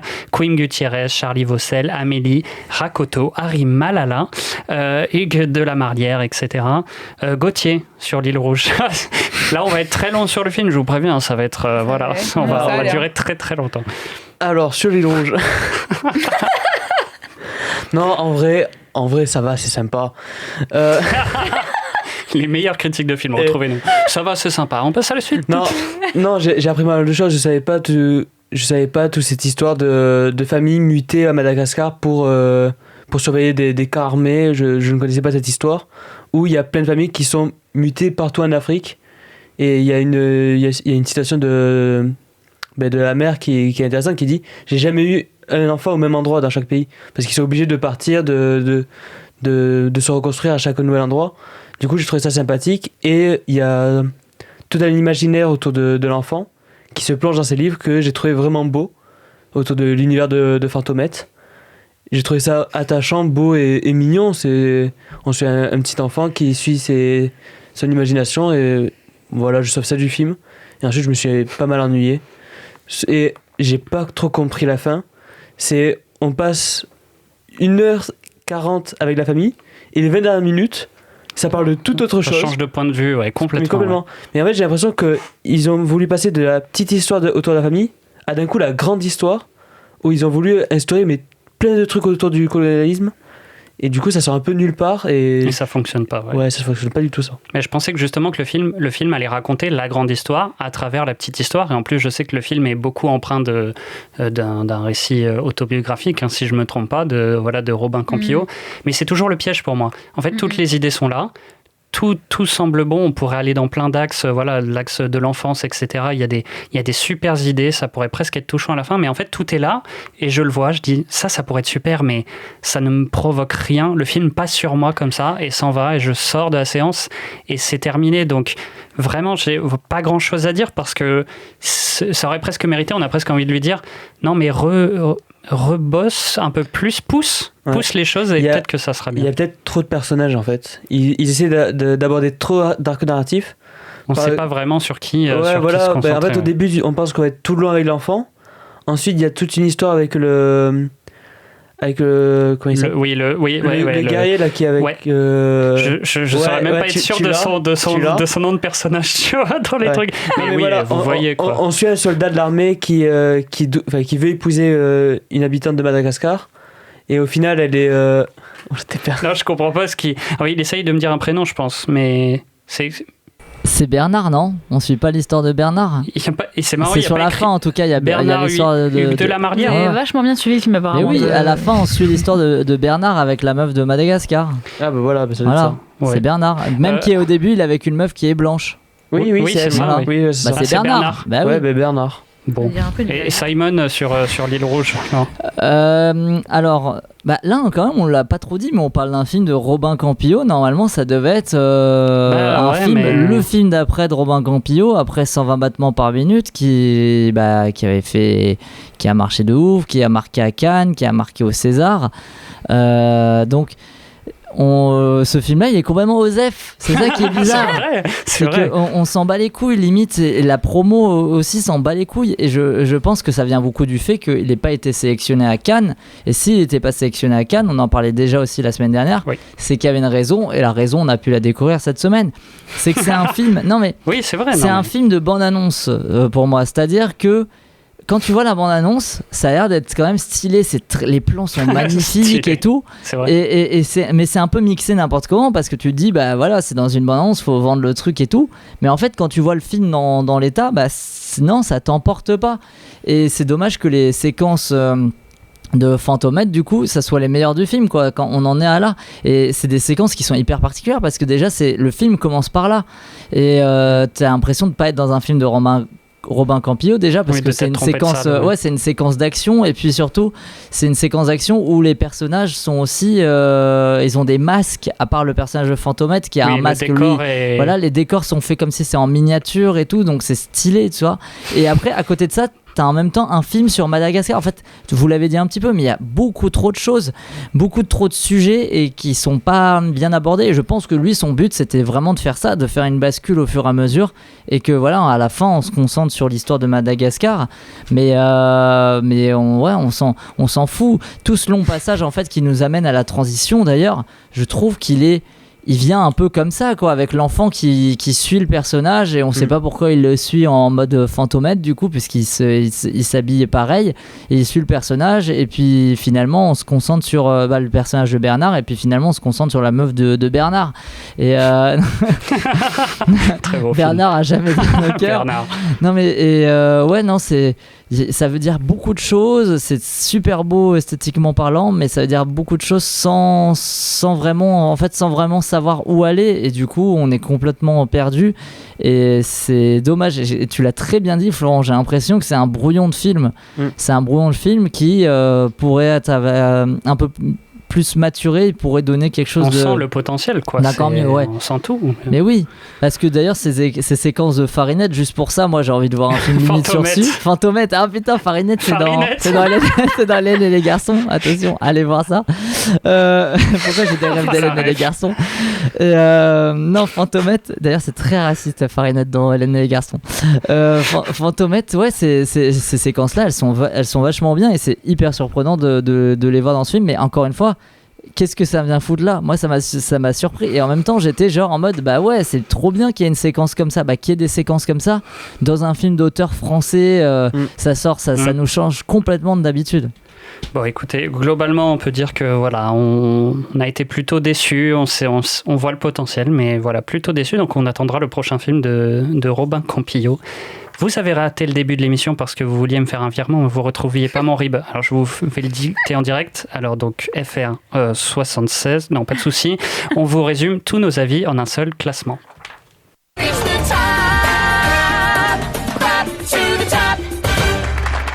Et on commence par le top 1 de chaque chroniqueur, puis viendra le top 3 de l'équipe de TCS. Marie, ton top 1. Spider-Man. Gauthier. Spider-Man. Simon. Spider-Man Across the Spider-Verse aussi, bien sûr. Pour moi, ça sera aussi Spider-Man. Donc, à la troisième place, nous avons L'île rouge de Robin Campillo. À la deuxième place, Renfield de Chris McKay. Et bien sûr, le grand vainqueur de très loin cette semaine, c'est Spider-Man Across the Spider-Verse. Je crois que Marie, tu as vu un autre film qui est sorti déjà la semaine d'avant. La petite sirène. J'ai vu La petite sirène. Voilà, mon lien avec La petite sirène à la base, Disney, film d'enfance, voilà, on adore. Mais j'ai trouvé le film mieux que le dessin animé. Oula, peut-être que je vais me faire des ennemis. Mais en fait, c'est vraiment tout comme le dessin animé, tout pareil. Mais en plus, ça répare des petites incohérences qu'il y a dans le dessin animé, truc qu'on comprenait rien, que c'était totalement illogique. Bah là, il y a des explications à ce qui paraissait logique, donc c'est quand même pas mal. Et Ellie Bailey, là, elle est vraiment très très bien. Bon, très bien. Oui, Simon. T'as vu le dernier Frank Gastambide, c'est ça que tu veux Non, nous j'ai pas vu, mais dans La Petite Sirène, il y a encore Aquafina, et je vous rappelle qu'il y a une super chronique qui a été faite sur elle il y a vendredi dernier, voilà, sur Aquafina. Mais il est maintenant temps de passer à une carte blanche que je prépare comme un acharné depuis une semaine. Ça, c'est vrai. On va maintenant clore le débat de est-ce que Le Seigneur des Anneaux, les 2 tours, c'est éclaté ou pas, et vous parlez dire des trucs comme ça.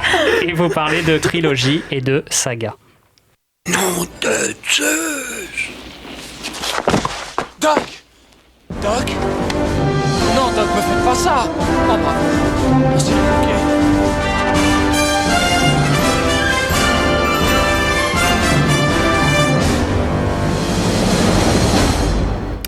Vous venez d'entendre la fin de Retour vers le futur 2 qui se termine véritablement en annonçant un beau To be continued. Pire accent anglais. Mais je sais pas vous, mais à chaque fois que j'ai vu ce film, il y avait toujours la bande-annonce du 3 juste après la fin du film. On est d'accord, voilà. Donc là, on est dans un cas d'école, pratiquement, de le 2 annonce tout de suite qu'il va y avoir un 3. Et donc la question qu'on va se poser, c'est est-ce que finalement cette tendance de ces films qui sont là plus pour remplir, c'est une sorte presque d'épisode filler si on parle de série, mais au cinéma, est-ce que c'est toujours une catastrophe ou est-ce que parfois ça peut donner des bons films? Est-ce qu'on est pour ou contre les suites passerelles? Voilà, on lance un nouveau terme, hein. C'est brandé The Cinema Show, la suite passerelle. Est-ce que c'est bien ou est-ce que c'est pas bien? Écrire des mémoires. Mais est-ce que vous avez déjà des mauvais exemples de suites passerelles? Déjà, on va donner des vraies suites passerelles, c'est-à-dire des films qui, dans votre souvenir, c'est oui, bon, là, clairement, ils attendent, là, clairement, il y a la suite. Clairement, il y a la suite qui va arriver. Ce film est pas ouf, mais juste, je l'ai vu pour pas perdre le fil et pour aller voir la suite. Je sais pas si vous avez des exemples qui vous viennent en tête. En fait, on en parlait avant le début de l'émission. On parlait des parties 1, des trucs comme ça, et par exemple, le Harry Potter partie 1, tout ça. Mais j'ai l'impression qu'en fait, même toute la saga Harry Potter, attention, je vais me faire des amis. J'ai l'impression que la saga Harry Potter, en général, pourtant c'est une saga que j'aime bien, mais quand j'y repense, c'est que du filler. C'est que du filler jusqu'au dernier épisode, en fait. En fait, faut faire attention parce qu'il y a des suites des films passerelles qui sont forcément passerelles puisqu'il y en a plusieurs, mais qui sont très bons en soi. Et il y a des vrais films passerelles dont on pourrait se passer. Vraiment. Voilà. Mais du coup, est-ce que tu penses que pour Harry Potter, par exemple, il y a... Simon, tu citais les Reliques de la Mort partie 1. Est-ce qu'il y a une volonté de... Non, mais je vais tous les citer même. Non, je les cite tous. Le 3, le 4, le 5.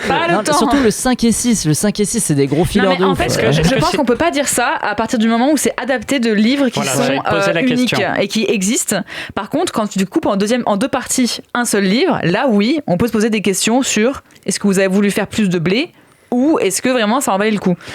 Ça en vaut le coup pour certaines sagas, notamment Le Seigneur des Anneaux, qui ne peut pas être raconté en un seul film. Ça vaut moins le coup pour un Hunger Games qui est coupé en 2 parties. Et pourtant, j'adore les livres, j'adore les films. Mais voilà. Et surtout aussi un Twilight partie 1. Oui, mais ça, j'aime pas, donc c'est vrai que je peux. Oui, mais voilà, mais la partie 1, c'est vraiment Bella se marie. Point. C'est vrai, mais c'est vrai. Vraiment, c'est 2 heures sur ça. C'est Bella, elle se marie avec Edward, c'est bon. Ce qu'on disait en off aussi, c'est qu'on a l'impression que c'est une époque aussi. Qu'il y a un truc d'époque de. En fait, on n'en voit plus trop des parties 1. Des films découpés en 2 parties. Je sais pas si vous avez un exemple récent de partie 1. C'est souvent les finales en plus qui sont. Souvent les finales quand il faut commencer à étirer, mais souvent l'argument qui est donné, c'est il faut adapter le bouquin parce qu'il est long. Donc, Mais parce qu'en fait, c'est surtout qu'on a eu une époque, début 2010, où ils ont adopté plein de films pour adolescents. Donc on a eu Hunger Games, Divergente, etc.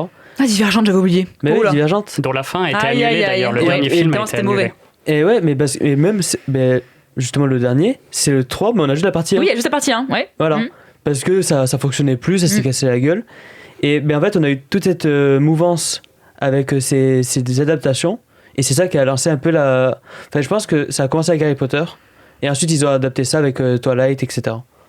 Est-ce que vous préférez une saga où vous savez d'avance le nombre de films et qu'il va y avoir forcément des suites passerelles, ou est-ce que vous préférez vous lancer dans un bon film, un unitaire, et peut-être qu'il y en aura, mais on verra après, parce qu'en fait il y a un peu aussi l'effet série, il y a un peu aussi l'amour des séries aujourd'hui qui a presque récupéré ça. Le fait des sagas au cinéma, d'avoir envie. Je pense qu'on est plus habitué aux séries aujourd'hui, donc on est peut-être plus habitué à avoir des trilogies ou même des sagas entières sans être un temps moins frustré que ce qu'on pouvait être avant. Mais moi, je suis étonnée de moi-même parce que les anciennes sagas, type Les Seigneurs des Anneaux, Pirates des Caraïbes, on en parlait si on prend que les 3 premiers évidemment, où c'est les 2 mes préférés. Parce que je trouve qu'ils sont les intrigues qui montrent sont incroyables parce que c'est des films qui font passerelle parce que forcément ça adapte des histoires qui sont prévues pour plusieurs films, mais il y a des histoires dans l'histoire qui se finissent en elles-mêmes dans ces films-là qui sont hyper intéressantes, et c'est des films comme le Spider-Man 2 là que t'es frustré à la fin, tu veux voir la suite, mais parce que t'es frustré ça prouve que c'est bon. Mais j'ai pas d'exemple de ce que j'aime pas, peut-être que je les vois pas juste. Mais je pense que l'influence des séries aussi, ça marche beaucoup sur les cliffhangers qu'il y a en ce moment. J'ai l'impression qu'il y a de plus en plus de films qui terminent sur les cliffhangers. J'ai un exemple, c'est Star Wars 7, où c'est vraiment un cliffhanger où tu as Rey qui attend avec son putain de sabre laser que Luke se retourne. Et balle perdue 2 aussi. Oui, Simon. même Infinity War, ça se terminait comme ça, avec un gros cliffhanger. Mais même Raph qui dit juste d'ailleurs. Non mais il y avait plein de choses dans le chat. Le MCU, c'est un viaduc. Oui, là c'est. C'est beaucoup de films passerelles. Mais par contre, je reviens juste sur Dame Dame qui veut faire le mec. Comme vous êtes jeune, vous connaissez pas Retour à le futur 2, mais il y a la bande-annonce à la fin. Déjà, non, on connaît Retour à le futur 2, c'est trop bien. C'est trop bien. On sait qu'il y a la bande-annonce à la fin, elle est incrustée dans le film. Tu peux plus l'enlever. Tu peux pas l'enlever. C'est le film en fait. Il y a pas que ceux qui l'ont vu à l'époque, Dame Dame. Donc tu vas te calmer. Voilà. Véro, elle balance sur Dune par contre. Dune 1, oui, c'est presque une longue bande-annonce pour le 2. C'est vrai que Dune 1, il peut se ressentir comme ça, effectivement. C'est une longue introduction Dune 1, j'ai l'impression. L'exemple le plus récent, mais bien sûr, voilà, comme c'est dit dans Dame le chat. a rajouté en salle juste. Comme ça, c'est sûr, oui.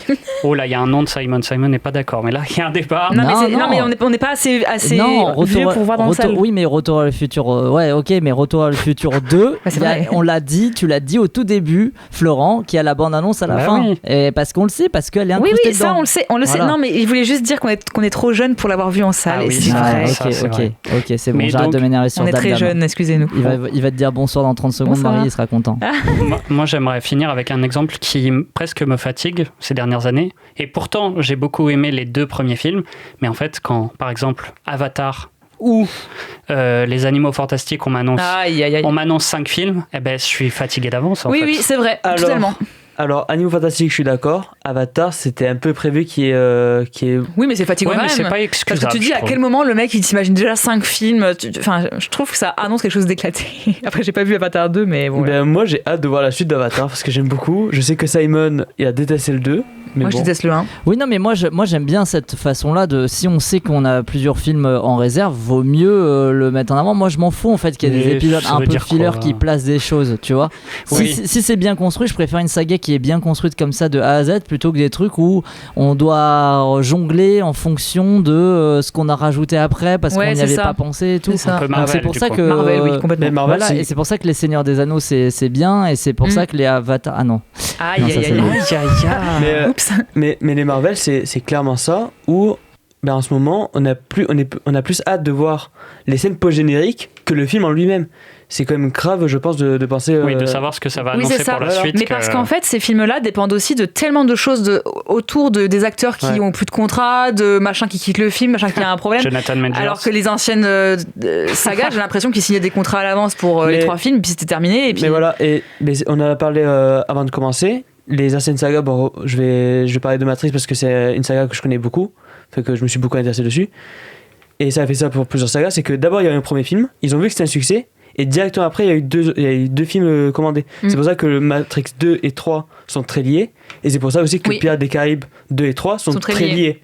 Ça se répond directement avec un cliffhanger. Bon, j'ai l'impression que c'était presque encore préservé à l'époque. Enfin, c'était encore une époque assez je veux dire, antérieure au gros phénomène des sagas qui a explosé après par la suite. Mais même, on parlait de Retour à la future, même le 1 se termine avec un cliffhanger, avec là où je vais, il n'y a pas de route. Il n'y a pas de route. Mais encore, ça aurait pu, c'est plus discutable. Mais voilà, non, mais ça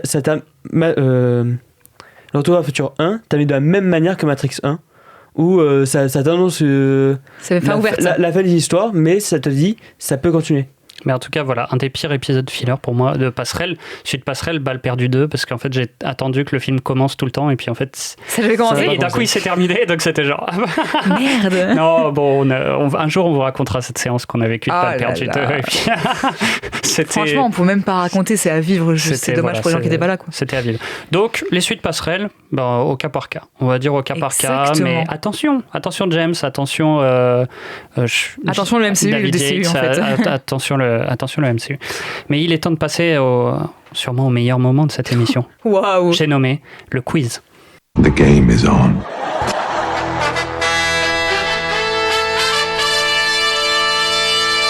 It's gonna be legendary. C'est la mer noire. C'est votre ultime bafouille. I am sure, et alors I am tout à fait sure que j'ai raison et que vous avez tort. Oh my god. What? No. Oh, hi, Mark. Anyway, lead on. Allons-y. Bonsoir Marie. Je vais dire bonsoir Marie alors qu'on parle depuis. On adore. Bon, ce soir, vous avez remarqué, vous êtes 3. Oui. Florent, Gauthier, Simon, donc.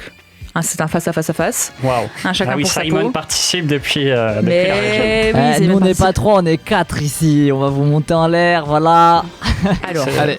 Ok. Snoop Doggy Dogg, qu'est-ce qu'on attend? Oh là là. Première question de ce quiz, le titre. Comme d'habitude, je vous demande de me donner un titre qui fait jeu de mots avec quiz et film de la semaine. Le quiz rouge. Spider-Man Across the Spider-Quiz. Ouais, moi aussi, j'aime bien ça.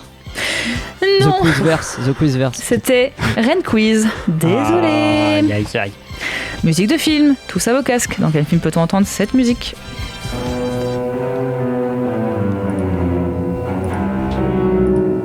Dracula? Non, mais t'es pas loin. Dracula Nosferatu. Ouais. Oh là là. Nosferatu. Yes. Pourquoi? Ouais, c'est de la triche. Figurez-vous que Nicolas Hoult jouera dans la nouvelle adaptation du fameux mythe vampiresque de Robert Eggers, sorti prévu en 2024. Et ça parlait de vampires ce soir. Bon, voilà, il y a rien. Mais Nosferatu, c'est un film muet. Et comment il peut y avoir de la musique? Bon, mais qu'est-ce que... Premier point pour Florent. C'était une blague. C'était une super blague en tout cas. Oui, voilà. Bon, on passe au En or ou en bois. Première info. Le film Spider-Man préféré de Tom Holland est Spider-Man Into the Spider-Verse. Purée, mais là, en fait, tu vois, on est sur les news Facebook, c'est-à-dire je lis le titre et en fait, je n'ouvre pas l'article. Oui, j'imagine bien. Vrai, en or. Moi, je vais dire vrai aussi. En fait, je sais pas si c'est Into Cross qui préfère. J'ai vu le passer info, mais je vais dire Into vrai. Effectivement, c'est vrai, il a déclaré que c'était le meilleur jamais réalisé, donc clairement il chie sur sa propre saga, mais bon voilà. Juste au titre. Ils font référence en plus à No Way Home dans Across the Spider-Verse. Dans le dernier sorti. Au tout début de la rapide. Ouais. Donc ça fait 2 pour Florent et 1 pour Simon et Gauthier. Deuxième info, John Carpenter vient de finir de réaliser une série à distance. C'est vrai. En or. En or aussi, ouais. En or aussi. Effectivement, c'est vrai, le tournage était à Prague et il réalisait depuis son canapé, tranquillou chez lui. Il n'aura plus rien. C'est certainement parce qu'il est très très vieux, à mon avis, mais oui, il a réalisé à distance. Donc, ça fait 3 pour Florent et 2 pour Simon et Gauthier. Dernière info, un mois avant sa sortie, le film Barbie provoque une pénurie de peinture rose. Tout le monde a décidé de refaire la déco aux couleurs de la célèbre poupée. C'est en or. C'est vrai. Moi, je dirais en bois parce que c'est une autre raison. Ouais, c'est ça, c'est en bois. C'est parce que les décors ont nécessité beaucoup de peinture et qu'ils ont provoqué une pénurie à cause des décors. Voilà. Lecture de titre. Simon, tu passes à 3. Faut pas s'arrêter au titre. Je me suis douté. On passe au qui a dit. Si je vous dis. Je pense qu'il est sensationnel. Il est et a toujours été une star absolument énorme et je pense que c'est comme cela que l'on se rappellera de lui, ainsi que d'un homme bon. Je comprends que dans ce contexte, concernant sa santé, ils doivent prendre sa retraite. Mais vous savez, en règle générale, on ne prend jamais vraiment notre retraite. Les stars de l'action, elles rechargent. Non. Ah non, ça me dit quelque chose. Spielberg. Comment ça s'appelle Phoebe Waller-Bridge. Oui. Non. Attends, ça parle de qui déjà? Ah bah oui, ça parle de qui? J'en ai entendu parler. Ça parle d'Harrison Ford ou pas? Non. Ça parle de qui? De Tom Cruise. De quelqu'un qui a pris sa retraite à cause de sa santé qui est très mauvaise. Bruce Willis. Quentin Tarantino? Non. C'est les stars de l'action, elles rechargent. C'est comme ça qu'il a. Stallone. Non. Arnold Schwarzenegger. Arnold Schwarzenegger. Qui rend hommage à Bruce Willis alors qu'il est en pleine promo de sa première série Foubar. Et donc voilà, qui aime beaucoup Bruce Willis a priori. On rappelle Bruce Willis qui a pris sa retraite parce qu'il a une maladie dégénérative assez grave. Voilà. Donc dire les stars de l'action elles rechargent, bon, il va peut-être mourir. Donc peut-être pas. Ouais, bon. C'est Arnold, c'est pas grave. Simon, tu passes à 4. Yes, Arnold. Yes, Arnold. On arrive à John Watson. Pas Sherlock Holmes, John Watson, parce que j'ai mis 4 propositions dans la question. Si vous avez tous juste, ça fait 1 point par personne. Si une personne a juste, ça fait 3. Bref, on se comprend. Question. Tout juste rabiboché avec Dwayne Johnson, il se murmure que Vin Diesel serait en colère contre un autre acteur ou une autre actrice du 10e opus de Fast and Furious. Quelle surprise. Mais qui ça? Quelle surprise. Contre Michelle Rodriguez, qui aurait fait des critiques peu élogieuses du film. Contre Jason Momoa, qui selon lui volerait la vedette dans le film. Contre Jason Statham, qui aurait eu des soucis d'alcool sur le tournage. Ou contre Brie Larson, qui est selon lui une véritable diva. Moi j'ai la réponse. Contre qui est en colère Vin Diesel? C'est ça la question que je vous pose. Là pour le coup j'en ai pas entendu parler, tiens. J'ai lu Michel Rodriguez pour les critiques peu élogieuses, Momoa parce qu'il vole la vedette, Statham parce qu'il est alcoolique, Larson parce que c'est une diva. On dirait que Statham tu l'as inventé, c'est ça par la famille. Jason Momoa, allez. Ouais, je pensais pareil à Jason Momoa. C'est Jason Statham? Jason Momoa. Ah. Oui, vous avez raison, fallait pas aller chercher bien loin. Vin Diesel a juste un ego surdimensionné et son melon va bientôt éclater. Il est jaloux de l'importance de Momoa et pense qu'il en a trop fait dans son rôle. Bon, vous avez 1 point chacun. Fait 4 pour Florent, 5 pour Simon et 3 pour Gauthier. On arrive au quiz spécial que nous avons concocté avec Raph. Je vous le donne en 1000. Les vampires au cinéma. Je vais être nul, mais... Let's go. La première question étant là, qui c'est ceux-là? Si je vous dis Lestat de Lyoncourt et Louis de Pointe-du-Lac. Entretien avec un vampire. Tout à fait. C'est les personnages de Tom Cruise et Brad Pitt dans Entretien avec un vampire. Simon, tu passes à 6. On arrive à une réplique à un film. Dans quel film peut-on entendre cette réplique?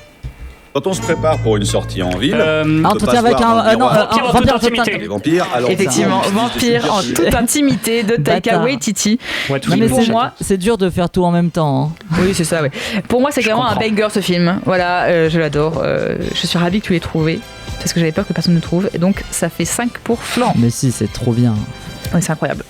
On arrive au résumé raté. Dans un monde vintage où plus personne ne parle, un homme fan d'urbex se perd en Roumanie. Une mésaventure qui va lui faire rencontrer... Tout à fait. Oh là là. Eh oui, tout simplement les gars, faut se réveiller. Simon, tu passes à 7. L'insolence à moins. Jeu des synonymes. Si je vous dis un ancien président américain tueur de suceurs de sang. Abraham Lincoln, chasseur de vampires. Simon était un peu en avance. On a commencé. Effectivement, okay, Abraham Lincoln, chasseur de vampires, tu passes à 8, Simon. Alors que j'étais encore en train de me rajouter un point. C'est trop drôle en fait. Bon, merci Québec. Si je vous dis la nuit la plus longue. La nuit la plus longue. Attends, ça me dit quelque chose, ça. La nuit. Oui, la nuit des morts vivants. Non. La nuit la plus longue. La nuit la plus longue. Premier indice, Mexique. Ah, Une nuit en enfer, Une nuit en enfer. Oui, Une nuit en enfer. Bien sûr, en fait. Simon, tu passes à 9. En fait, je l'aime bien ce thème finalement. Bien sûr, non, mais bien sûr. Quand j'y repense, je l'aime bien. Bien sûr, en fait. On arrive à la question sacré film. Très simple, vampire ou pas vampire. Je vais donner des personnages, vous me dites si c'est un vampire ou pas. Et vous avez un point bonus si vous trouvez l'œuvre dans laquelle est ce vampire. On va commencer par Florent. Oui. Tu vas avoir 4 noms. Le premier étant Angélus. Angélus, c'est vampire, bien sûr. Effectivement, dans quoi? J'en ai aucune idée. Twilight, non? Non, dans Buffy contre les vampires. Bien sûr. Oscar. Oscar, c'est pas un vampire pour le coup. Effectivement, c'est pas un vampire, c'est un personnage du film Morse. Par contre, j'ai pris que des références quand même à des films de vampires. C'est Morse, voilà. Rosemary Hathaway. Rosemary Hathaway, c'est vampire. Effectivement, dans quoi? Twilight. Non. Je pense qu'il va sortir. Vampire Academy. Ok. Mehmet 2. Mehmet 2, non, pas vampire. Effectivement, c'est pas vampire, c'est dans Dracula Untold, c'est le sultan qui le combat. Non, tu arrives à 9, Florent. Ensuite, Gauthier. Ouais. Si je te dis Spike. Vampire. Ouais, dans quoi? Ça me dit un truc, mais j'ai pas le nom là de suite. Dans Buffy contre les vampires. Ah, voilà. Dommage. Alva Restrepo. Waouh. Pas vampire. Pas vampire, c'est dans quoi? Je sais pas. Je t'ai pas demandé pour les choix d'emploi, mais bon. C'était dans Embrasse-moi vampire, le fameux film avec Nicolas Cage, c'est la secrétaire. Classique. Daisy O'Brien McLaren. Daisy. Classique ça. Pas vampire. Si. C'est le personnage principal de Chica Vampiro. Classique. Dr Michael Morbius. Vampire. Oui, bien sûr. Morbius. Bien sûr. Gauthier, tu passes à 7. Morbius, dans Morbius, oui. Simon. Ouais, j'avoue que c'était cadeau celui-là. Simon. Ouais. Charlie Brewster. Ils peuvent jouer mes potes, non? Charlie Brewster. Ouais. Non. Putain, mais t'avais toujours commencé par oui. C'est le personnage de vampire, vous avez dit vampire, mais c'est pas un vampire. Ok. Chapeau noir. Classique. Ouais. Ok, dans quoi? Dans Chapeau noir. Non. Oh, bien tenté. Dans Priest. Selene. Selene? Oui. Non. C'est le personnage principal d'Underworld et c'est un vampire, Ah si bah, je suis désolé. J'ai pas vu ce film. Chez deux Underworld. Voilà, Len Wiseman, si tu nous regardes. Rudolph Sackville-Bag. Non. Bah si, c'est le personnage du vampire dans classique. Le Petit Vampire avec Jonathan Lenpicky. Ok. Bah, Voilà. Non, mais je l'aime plus ce thème en fait. Quand même. Donc Simon, t'arrives à 10. Quand même. T'es toujours en tête, hein. Ils étaient plus durs, les miens. On arrive au pas tourné. Question très simple. Lequel de ces réals n'a jamais fait de film de vampire? Park Chan-wook, Wes Craven, John Carpenter, Sam Raimi, Jim Jarmusch. Ouf. Lequel de ces réals n'a jamais fait de film de vampire? Park Chan-wook, Wes Craven, John Carpenter, Sam Raimi ou Jim Jarmusch? Ça a l'air d'être simple en vrai. Ouais, moi je vais tenter. En fait, je vais tenter John Carpenter, moi. Je sens bien proche, non. mais pas. Je vais pas tenter John Carpenter. D'accord. Et tu peux me les redire? Non. Park Chan-wook, Wes Craven, John Carpenter, Sam Raimi, Jim Jarmusch. Bah peut-être Wes Craven. Tiens. En fait, je crois que j'ai pas la ref, mais ça me remis, je pense. Ouais, c'est peut-être ça. Donc on a 3 réponses différentes. Ouais. Déjà, Park Chan-wook, il a fait First. Oui. First, ceci est mon sang. First. Jim Jarmusch, évidemment, c'est Only Lovers Left Alive. Wes Craven, c'est un vampire à Brooklyn. Ah et oui, c'est avec Eddie putain, Murphy. avec Eddie Murphy, ouais. John Carpenter, c'est Vampire, Ah, 98. aïe, aïe, aïe. Sam Raimi, effectivement, Gauthier n'a jamais Putain, réalisé bien de joué. film. Il a Bien juste joué. produit 30 jours de nuit, Bien joué, mais c'est du coup, vrai. il n'a pas réalisé. Gauthier, tu passes à 8. Let's go. Casting 5 étoiles. Ouais, tu fais bien de dire let's go parce qu'il faudrait que tu démarres au bout d'un moment. Si je vous dis Waouh. casting, Casting. Alice Cooper, Ray Shirley, Christopher Lee, Chloé Grace Moretz, Ah oui. Bella ouais. Scott, Ouais, ouais. Je l'ai, ça. Gully McGrath, Eva Green, Twilight. Non, pas du tout. Jackie. Non, Shadows, non, putain. Non, Dark Shadows. Johnny Miller, Johnny Depp, Cherchez une Michelle couleur. Pfeiffer et Anna Bonham Carter. Dark Shadows, effectivement. Simon, tu passes à 11. Attention, musique de film. Dans quel film peut-on entendre cette musique?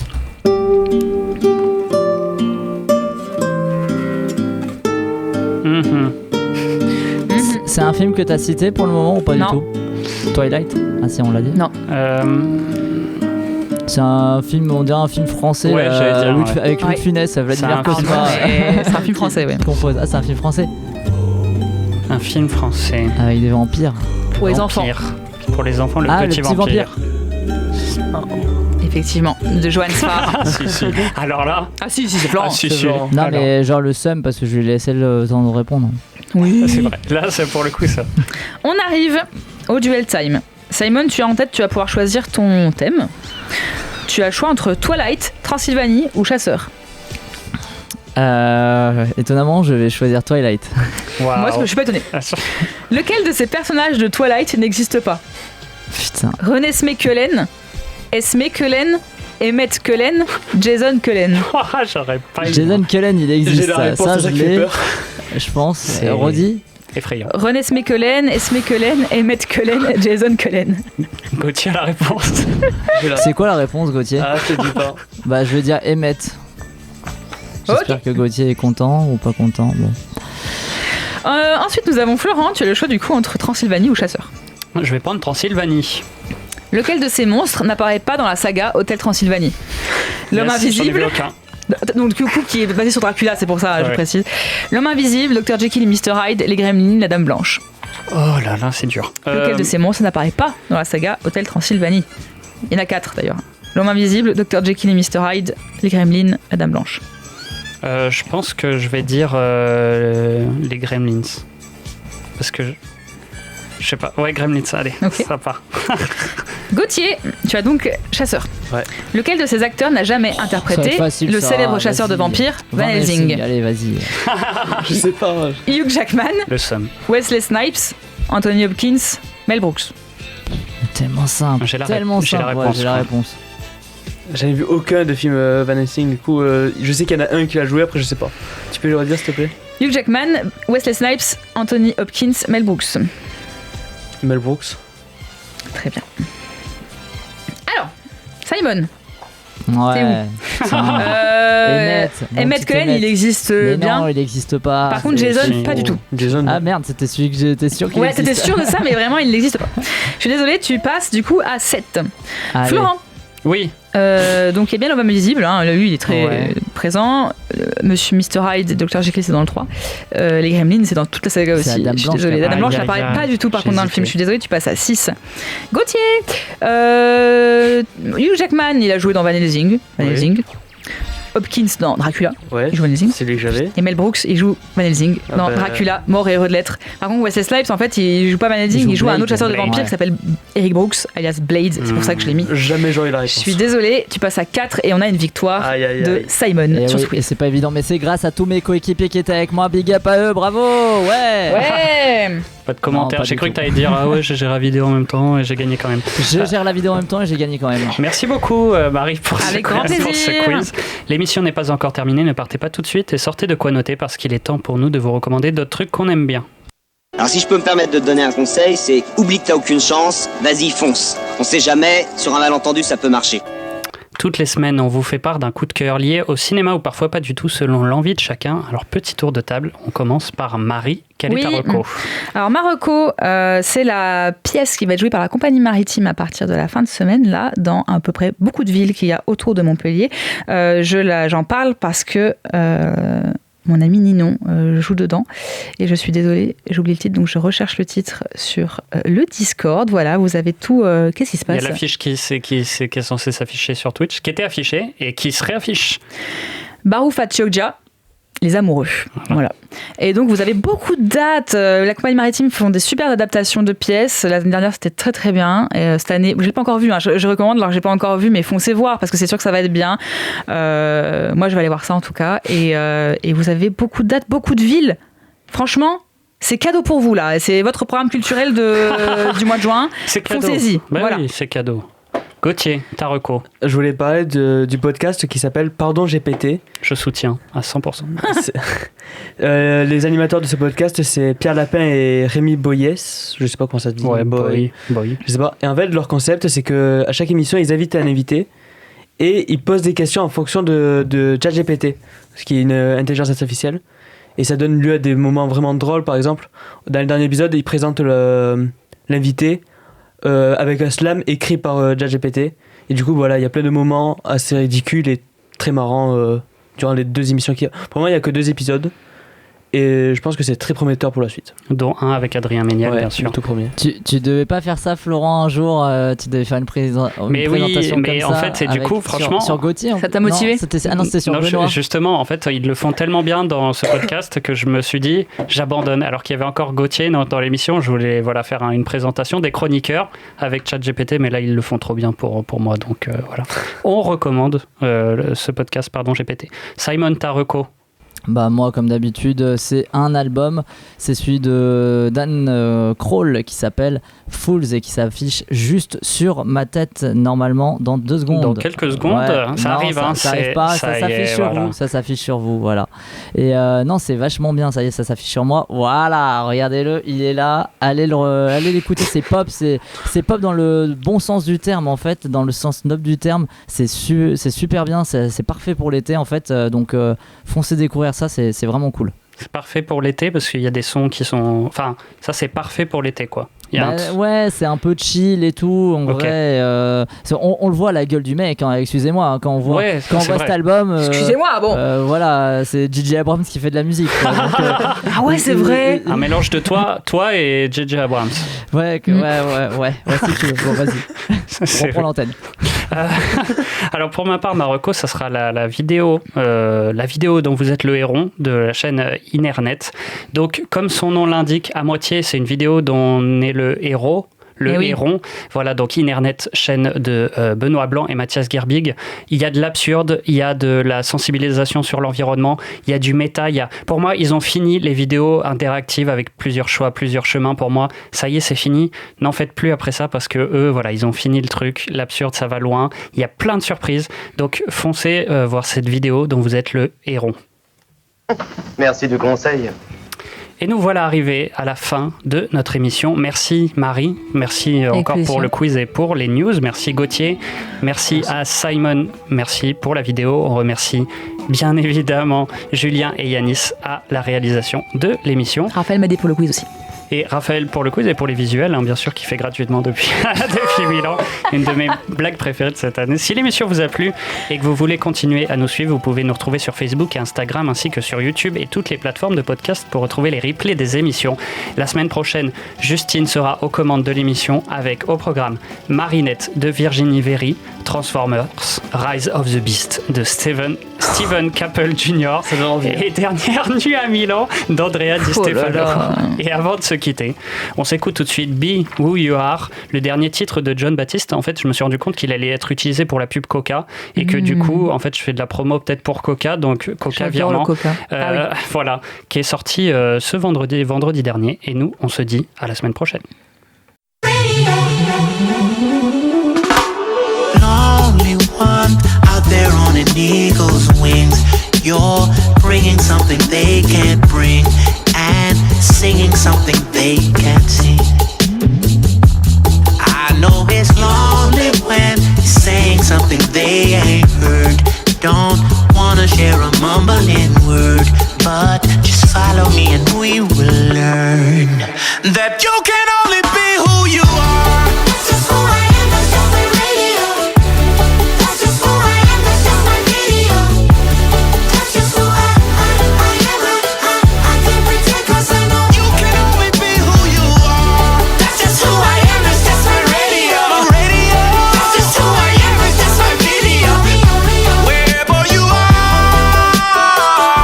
real magic, you can only be who you are. Short days turn to long nights, I don't take breaks, I don't buy the hype. We done made a way, but no time to waste. There's no waiting line, stay, place your wager. Bet on little buddy, betting safer. Melancholy, cool, calm behavior. Before the thunder rain storm the pavement, I grew some wings that we could fly away with. Do the things that you cannot explain and find a way to get us out of maze. What we made of, on the cusp of doing something greater. Unafraid, been over all the underestimation. Don't get mad at your imagination. If it's real magic, you ain't gotta chase it. You can only be who you are.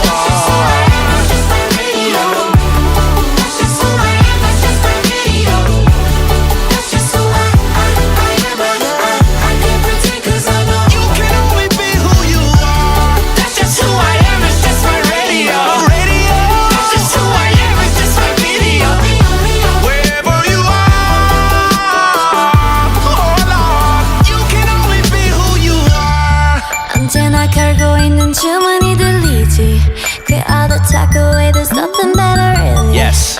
우리 이대로 다 go ahead and try. 완성됐어 이미. Got into the spirit.